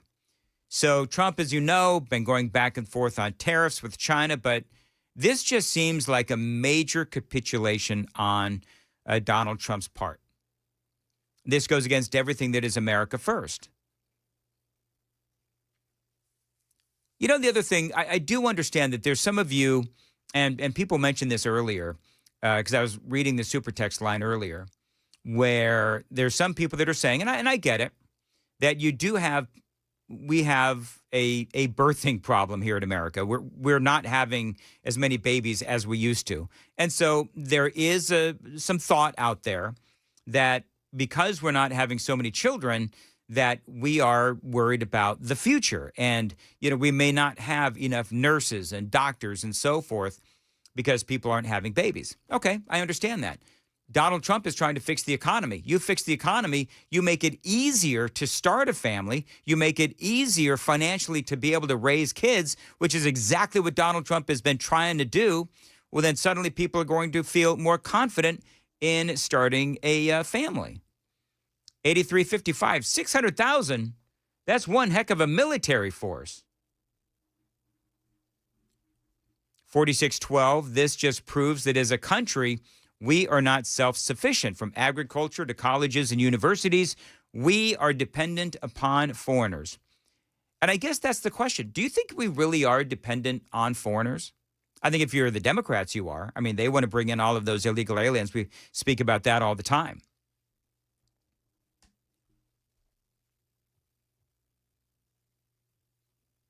Josh says, how many out of the 600,000 would be spies or nefarious actors? He says even 10% would be a lot of spies. Even 10,000 would be a lot of spies. Josh, yeah, you're right, Josh. Listen, it only takes one. So anyway, we'll continue to cover this. As far as I can tell, there are, I don't know. Have you seen, Joan, have you when you're not choking on grapes. Have you seen anyone that is for the 600,000 Chinese students coming into so American far. universities? No. Yeah, I'm baffled by this one. There's been a couple of things. I think I've been baffled by this and the notion that the United States would buy into shares of what's the company? NVIDIA? Nope. No. Intel. Oh, yeah. I haven't really covered that one, but yeah. There's a couple of things that he's done that I'm going, I don't I'm not want sure about that. I don't want him to get played by China. Yeah. I would much rather Donald Trump. Here's my official talk show host position. You ready? My message to Donald Trump. Don't sell out the American people just to say that you were able to get a deal with China, because it's got to be a good deal. And you can't sell out Americans by letting 600,000 Chinese students into our country and into our colleges, which take up spaces where American students could go. And by the way, I am very much against college. I mean, I think that our colleges are ill-preparing students for the real world, by and large. And so for me, the more that, we talk about this, the more that we see what's going on, the more you got to realize that, okay, so fewer students, I believe this is the case, maybe you can fact check me on this, but fewer kids are going, college age kids here in America, fewer are going to college. I think that is true, because I think that the majority of people, or many people, are like, college is an absolute ripoff. And so maybe the colleges need help. Maybe that is also part of the problem. Maybe Trump has, been talking to the colleges on the side where, they don't have the students that they once did. But why would that be? It is because it has gotten really expensive, and they don't really, in my opinion, these colleges, they don't really protect their students. And what I mean by that is that you have so many people that go in and they get, the classic example, of course, basket weaving, whatever, but they go in with these, with these majors that don't really prepare them for real life. The other problem that companies have been having with these colleges is you've got these people that come out of the colleges and into a workplace, and they're so woke that they expect the workplace to cater to their every want, need, and desire. Well, that ain't going to happen, because that is totally disruptive of the workplace. That has also been something that we've covered. So I think that here in America, we have become incredibly jaded on these colleges and a college education. And one of the first topics I did on WTN, I remember it, was, is college worth the cost? And I have always said, even before the current controversies that we've seen, I've always said that, no, heck no. College is not worth the cost unless you do it really smart. Unless you pick a major that is going to allow you to, number one, make really good money and pay back that college loan or those college loans. And by and large, the interest on those loans and how much it costs and how long it takes to pay back, I don't know. Maybe the colleges need to look at the way that they do business, and they wouldn't have to import so many students. But again, this is Donald Trump allowing this to happen. And so you hate listeners that are always like, you never disagree with Donald Trump on anything. Oh, yeah? Well, this is one that I definitely disagree with, and a lot of you folks do as well. 8:24, time to find out from Joan what's coming up in the news at 8:30. Yeah, so digging deeper for Jeffrey Epstein's client list, what Congress is doing now. Also, there could soon be a new weight loss drug to choose from. That and more coming up here at 8:30 on Super Talk 99.7 WTN.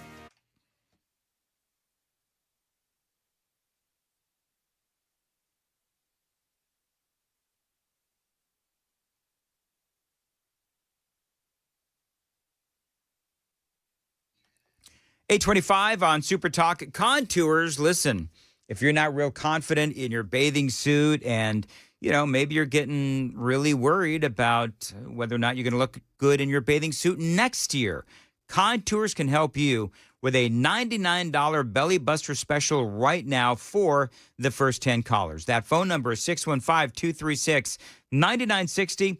ContoursLLC.com is where you can find out about these belly buster specials. But what I can tell you is that a lot of folks, most folks lose at least 2 inches across the middle. I did, Chad Benson did as well, taking advantage of Contour's red light technology. It is not only cutting edge, it is incredibly unique and also effective as well. People have been coming from all across Middle Tennessee to check out Contours. You can go to their website and find out how their belly buster therapy featuring red light technology actually works. And this is the latest and greatest in technology to help you.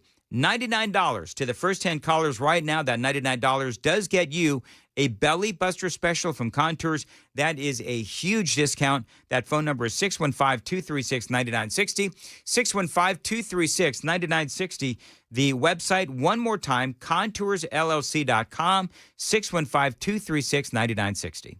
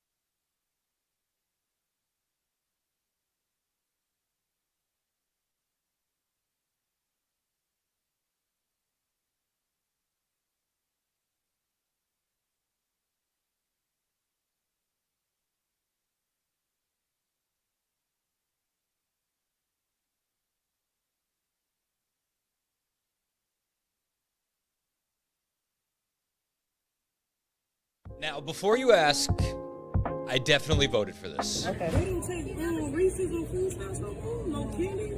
So they went live when they said they're going to take out all the snacks. They're taking away all the snacks on EBT. What's the point of having it? God, if you're 5'3" and you're 300 pounds, taxes ought not to pay for your bags of fudge rounds. Go on, get your butt to work if you want to get some fudge rounds. Thank you for your attention to this matter. The Reese, they didn't take the Reese out. Food stamps is more right now.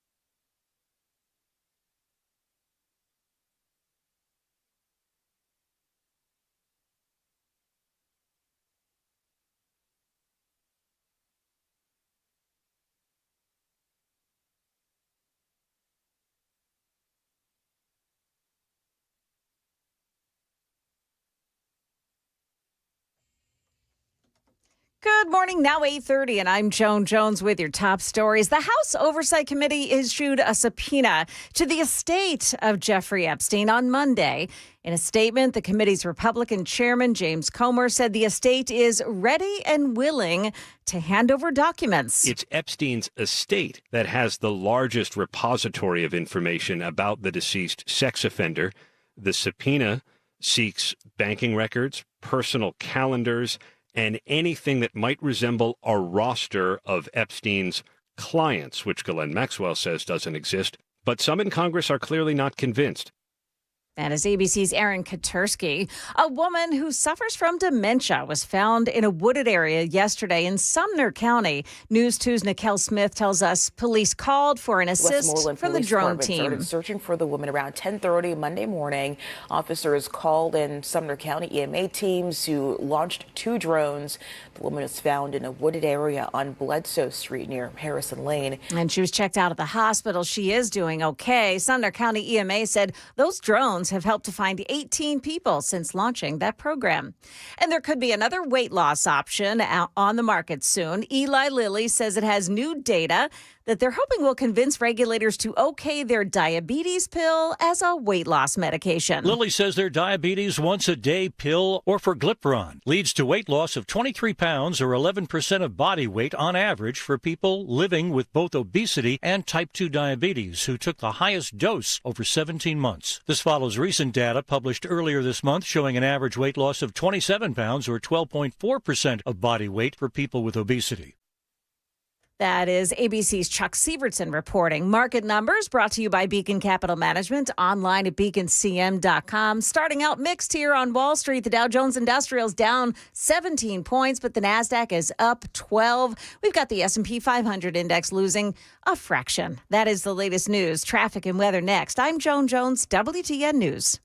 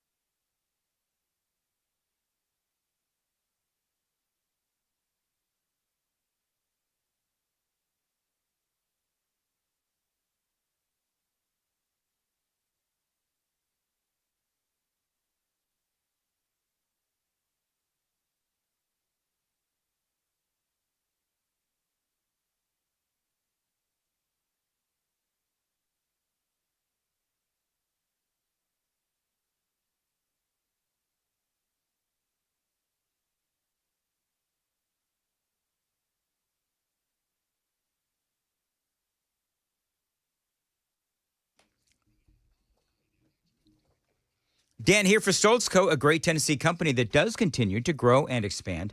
You know that they build pole barns at Stoltz Co., and that these pole barns, they can serve as really anything you want.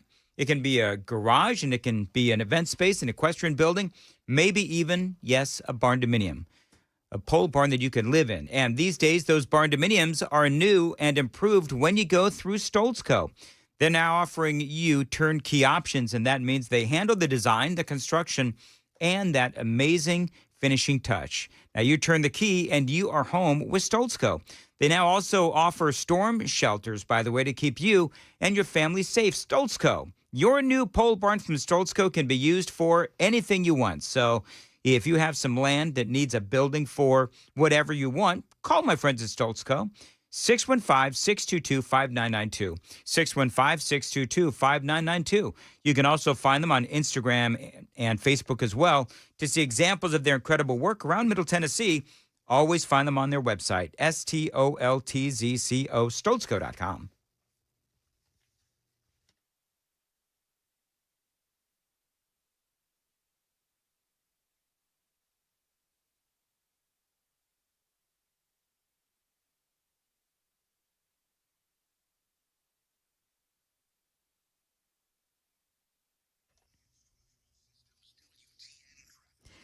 Big mess on 24 westbound this morning. It's in the Smyrna area. You've got a crash taking out the right shoulder. 24 westbound, that's Sam Ridley Parkway. Very slow around that accident. Priest Lake, Bell Road at Dodson Chapel Road, that's a crash.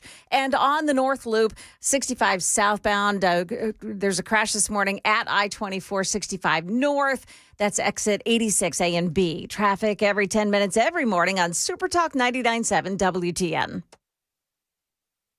Did you see this? This guy is from India. He makes a rogue illegal U-turn and an SUV slams into the back of his truck, killing 3 people inside. The highways are littered with illegal alien truck drivers killing people. How do they get their licenses? Well, he's in California. We are working with the federal government to extradite him back to Florida. He will face incredibly severe charges here, and then he will be deported. But I will tell you that where was the role of the company in all of this? I don't think this guy spoke English. He clearly didn't know what he was doing behind the wheel. And yes, you shouldn't be giving illegals driver's license. We don't allow that in Florida. California does. They've issued probably over 1 million licenses to illegals in recent years. Democrats always say, if we could just save one life. Imagine how many lives we could save if we required all of the truck drivers out there to speak English and be citizens of America.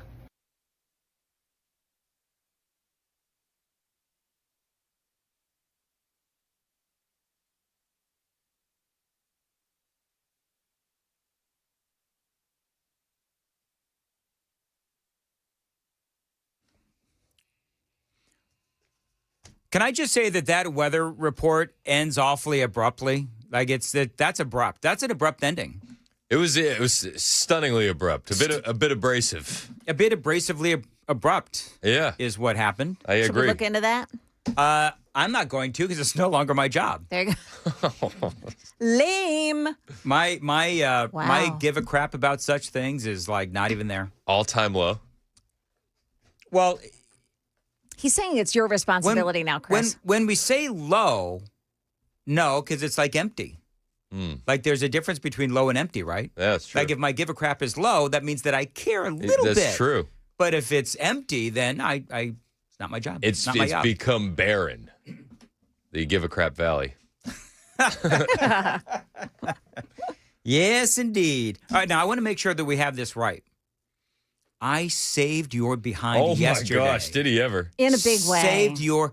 I had my keys in my hand, and I'm walking out the door, and I get this call, Dan, don't leave.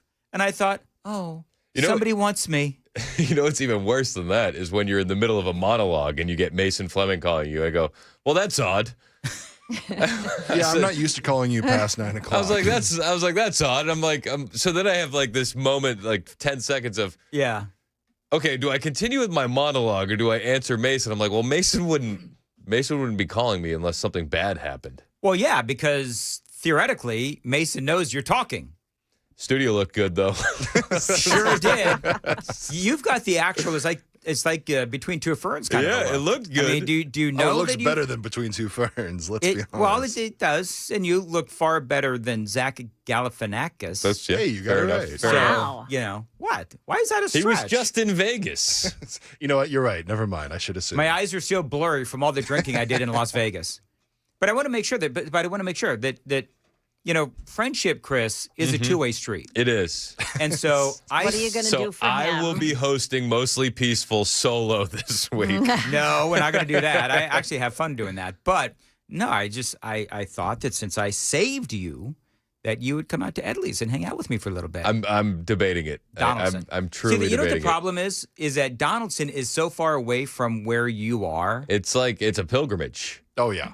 It is a pilgrimage. It's like, depending on what time you leave in the morning, probably like 35 minutes. Yeah, I don't want Chris to go 35 minutes out of his way. He needs his beauty sleep, clearly. I do. But I'm considering going as well. Are you considering going? I am considering going. Are you going just for the... Can I just ask this question, though?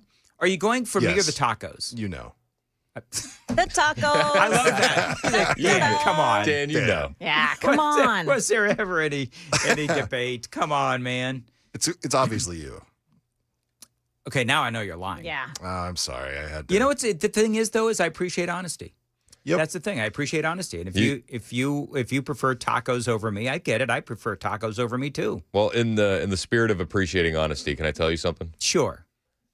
I stopped in a Cracker Barrel over the weekend on my way back from Atlanta. You rhino. I didn't buy anything. Traitor. Oh, you didn't buy anything. You stopped in, We but didn't you buy anything. Did you go to the bathroom? We had to use the bathroom. Aha. And there's a Cracker Barrel there. Yeah. And it was a revamped, remodeled. I can't remember exactly where we were. Somewhere between Chattanooga and Manchester. Yeah. It was just some random exit. Kids got to go to the bathroom. Cool. And like, you can get in and out of a Cracker Barrel pretty easy. Mm-hmm.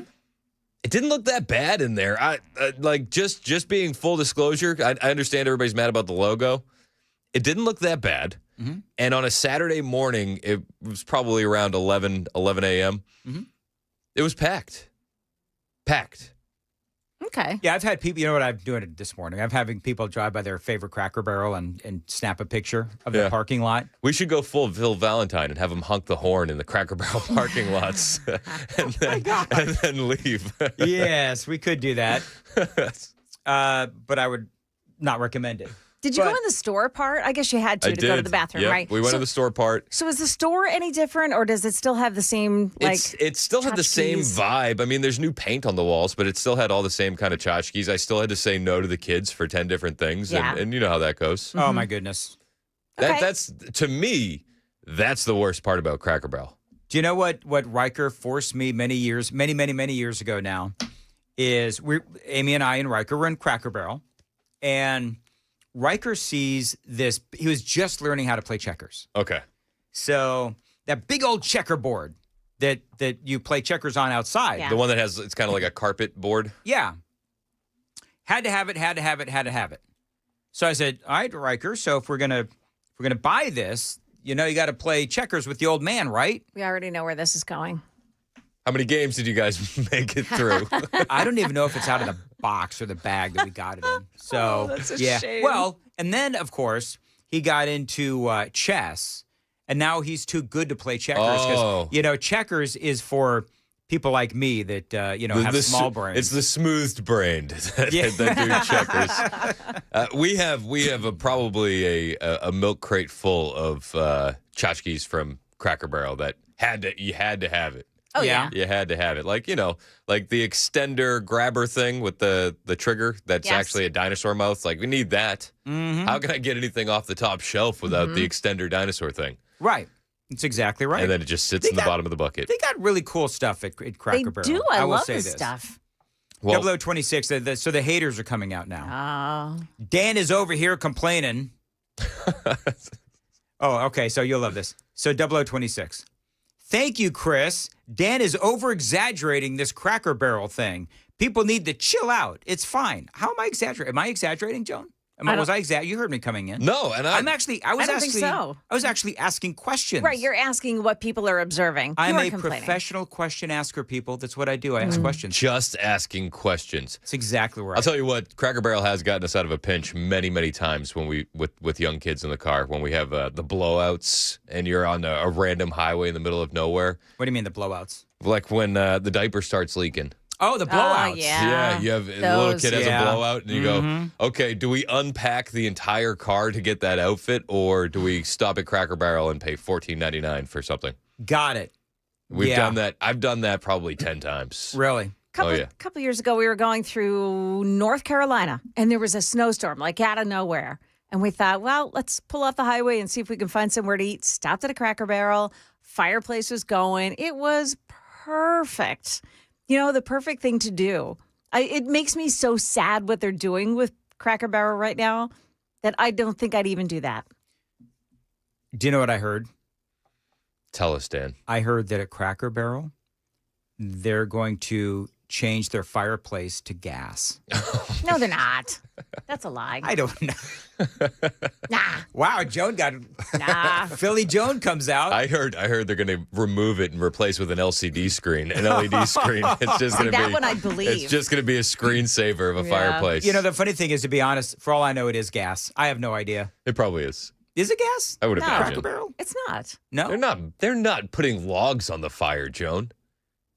Come on. Joan, what is wrong with you? Joan, They are. You're an award-winning newscaster. That's what the promo says. Am I gullible to think? Really? It's written on the ceiling above you, Joan. How do we not know if Cracker Barrel is gas or actual log? Smart money. Listen, I'd bet $100 right now that it's gas.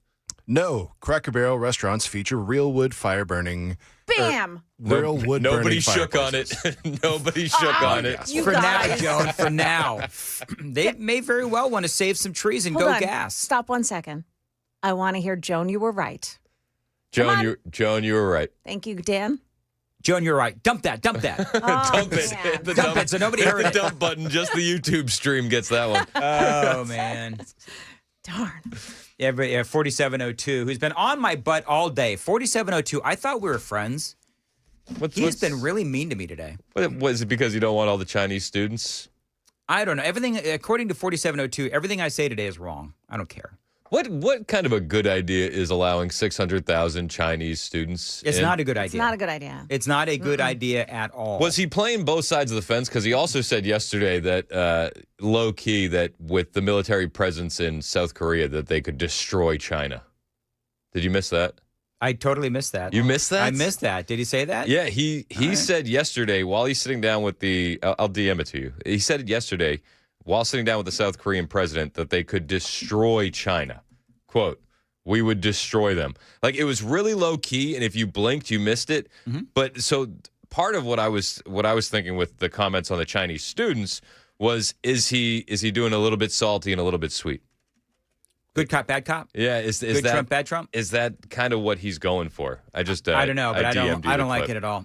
Hey, you remember that guy that remember when we did the podcast? Which, by the way, if you want to watch last weekend's podcast, it is still actually it's more relevant today than it was when we recorded it. That's how good we are. We do our podcasts in future tense. And that's exactly what we do. And you know what I've heard? I've heard people are binge watching all the podcasts. Have you really? Like, yeah. Wow. It's like instead Okay. of Netflix and chill, it's mostly peaceful and chill. I don't. That's what people are Yeah, I saying. know. I'm thinking like you, So Mason. check the comments. Check the comments. People are saying it. Go with it, Mason. Go with it, Joan. No, I'm trying okay to with sell the the binging. podcast. The binging I'm fine with. It's the chill part that I don't think needs to be tagged on there. Okay. Well, yeah, because the chill part is actually with the younger kids. The chill part means that you're going to hook up, correct? I meant Netflix and chill. I meant middle-aged Netflix and chill. It's like fall asleep halfway Fall through. asleep at 8 Got it. Okay. So, do you want to hear what this guy says about you, Joan? Oh, yeah. Okay, Oh, is go this ahead. the hate mail? Is this the hate mail guy? This is the hate mail guy. Well, Okay. there's one of several. I'm that I ready. get. Go All ahead. right, my hand's next to the dump button. This is terrible. I wonder who's dumber. Oh, it's not Joan. She was just right. Whether he calls you. See, here's the deal. He calls Joan weather-faced. Oh, this is that guy. Weathered-faced Joan. Yeah. Or that hoe Amy for marrying your Oh lame my arse. That's what he says. Whoa. Wow. He's a hater. He is a hater. Yep. You should just reply back and be like, is it tough being this lonely? Should I do that? Yeah, do it. And then give him a kissy face emoji. I have to find that because I don't know what that is. You don't have it in your recents? Is it? No. Believe it or not, I don't. He actually has it pinned to the top so you could read it every morning. Is it tough being this lonely? And then, yeah, drop like 3 kissy face emojis. Yeah. Yeah. Okay. And so, did you say there were more angry texts about me? Not today. No. Okay. You need to step it up, Joan. Well, I'm working on it. Anger more people. Yeah, Joan, anger more people. I don't know if I've ever sent a kissy face. I have never in my life sent a kissy face emoji. You've never sent the kissy face I emoji? don't think so. How could you, not even to Amy? Do you have no, I don't do kissy face emojis. Oh, man. It's hard enough to do it in real life. This seems a little bit touchy of a subject for you. No, I don't do kissy face emojis. Do you? Has this been brought up to you before by Amy? 'Cause I don't do that. I'm not doing it. Yeah. One of my favorite. Do you know what's so funny? Right? He seems Yeah. sensitive Actually, about what's this. very funny is kissy face emojis have come up, and I said, honey, I don't do kissy face emojis. I don't know. Do you know what emoji I use the most? Which one? The face palming emoji. Because I'm always talking about myself, and it's always a face palm moment that I have literally every single day. It's a shank in emoji form. Yeah. That's exactly what it is. I use the one that's goofy with the head tilted to the side. And Yeah. Oh, yeah. yep. I love I that know that one. I only send the kissy face emojis to the wife and now Kennedy, now that she has her little bark watch, and then all the haters. That's the only groups that my kissy face emojis are reserved for. I just found the kissy face emoji, so I sent it back to the guy because I never respond to him. So. Oh, that's good. Yeah, congratulations, sir.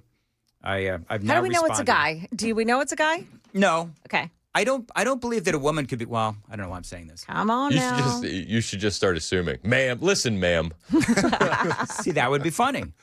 What's your favorite emoji? Is it the kissy face? Oh, it's kissy face all day. Okay. I also I like the heart hands. I send that to Mason a lot. Yeah. I'll do the heart hands to See, Mason. I get that one a lot. I thought it was funny. One of my favorite text messages from Dan was I would respond a lot with thumbs up. He's like, I think this is the most emojis I've ever received in a text message. Did you hear what well, speaking of shankable moments, so I accidentally called JB. You've been having a tough time with this. JB Pritzker. I called him Prickster with a CK. Prickster. I think it works. It does work. See, that's the thing. And I'm going back and forth all day between JD and JB. But I'm not the only one that's done that. No. Other people have done it too. I'm not going to name names. But it's happened to other people too. It's not just me. For whatever reason, it just always stands out more when it's me. I don't know why that is. We call attention to it. Yeah, we call attention right. to it, and you Yes. just stop and let it air. I do. I you know what? If we had time, we could put together a whole montage of all the times that I called JB Pritzker, JD Pritzker. Next episode of Mostly Peaceful. We'll save it. Or save it for our best stuff. Yeah. Anyway, so 4 hours of Dan mess ups. Yes, indeed. What do you have coming up, Chris? Well, we're going to talk about a lot of stuff. We're going to talk about what's happening in Chicago. I actually did a bunch of research last night on crime stats. Chicago leads the nation in homicides of individuals 19 or under. Like the Really? Yes, it's Wow. insane, Okay. especially when you compare it to other blue cities up to and including Memphis. So we'll talk about that. We'll talk about the reaction from the people on the ground, plus the reaction from the politicians. I got the highlights from the DNC meetings, plus highlights. Oh my God! Please tell me you have the video of The land The acknowledgement. woman, yes. Well, we're going to build. No. Yes, but Tim Waltz. Yeah, we have Tim Waltz. It's got a little curse word in it. I didn't get to it though. Well, today. yeah, I got that. We'll clean it up. But Yeah. I think that we're going to start opening the Chris Hand show with a land acknowledgement. A land acknowledgement. Oh, I like think that. I think we're going to build it into the intro. Are you really going to build it into the intro? Just Cool. to really solidify. Yeah. We're for everybody. Okay. Very good. And all right, that's what you got. Yeah. Is that what you're bringing to the table? Is that okay? Was that enough? I don't know. All right. We'll have to see what happens, Chris. All right, perfect. Make sure your mic doesn't cut out. Yeah. Yeah. You know what? Small victories. Chris is actually here. Okay. Here we go. Hey, by the way, in all seriousness, I'm really looking forward to Italy's barbecue on Thursday. They got a lot of great things going on Thursday, including Fox News. Steve Ducey is going to be there. I'm going to be there from 5 to 9. I'm really looking forward to it. If you folks want to come out, please do. If you get him on your show, I have the perfect question for you to ask him. Oh, yeah? What's that? Is it tough having your son outshadow you? You know what's so funny about that? Ooh. I bet you he's just proud as all get out, but he's completely eclipsed his dad. Without a doubt. They're different. Their jobs are different. Yes. Peter Ducey is, a glad-handing couch guy. And then, Steve Ducey is the glad-handing couch guy. Peter Ducey is more covering the White House and more of a harder-edged reporter. So they're different jobs.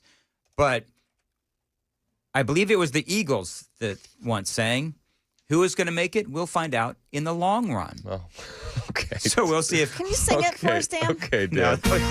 that's so dumb. Can I go home, please? Peter Ducey is best Ducey. We'll just see if Peter Ducey has a job like Steve Ducey has had for like 30 years on the couch at Fox News. Dude's got scoreboard. That's all I'm saying. All right, fair enough. I'll be quoting more Eagles songs tomorrow at the same time. Joan, what's coming up? Only if you sing them. We'll tell you where Kilmar Abrego Garcia spent the night after threats of deportation. Also, the First Lady on the cover of Vanity Fair. We'll tell you the predictable reaction. Those stories and more at 9 o'clock on Super Talk 99.7 WTN. Thank you, Joan. Dan Mandis here. And of course, it is officially moving season, a time filled with hours of packing, unpacking, and so much bubble wrap. But the first thing you should do when moving into your new home is make sure that the Wi-Fi is booming with Xfinity. It is super quick and, yes, easy to set up as well. And then, boom, you'll have your new home hooked up with the ultimate Wi-Fi experience faster than the time it takes to parallel park a moving truck. Then you'll be back online with the most reliable Wi-Fi with the best in-class equipment from Xfinity. So you can just kick back, relax, and stream your favorite movies and TV shows while someone else deals with all of those boxes. Because with Xfinity, the only thing you'll have to worry about is remembering where you parked the remote, where you packed the remote. Make the right and easy move with Xfinity. Learn more at xfinity.com/move. Restrictions apply. Not available in all areas. Most reliable Wi-Fi claim based on Open Signal Awards USA Fixed Broadband Experience Report, August 2024.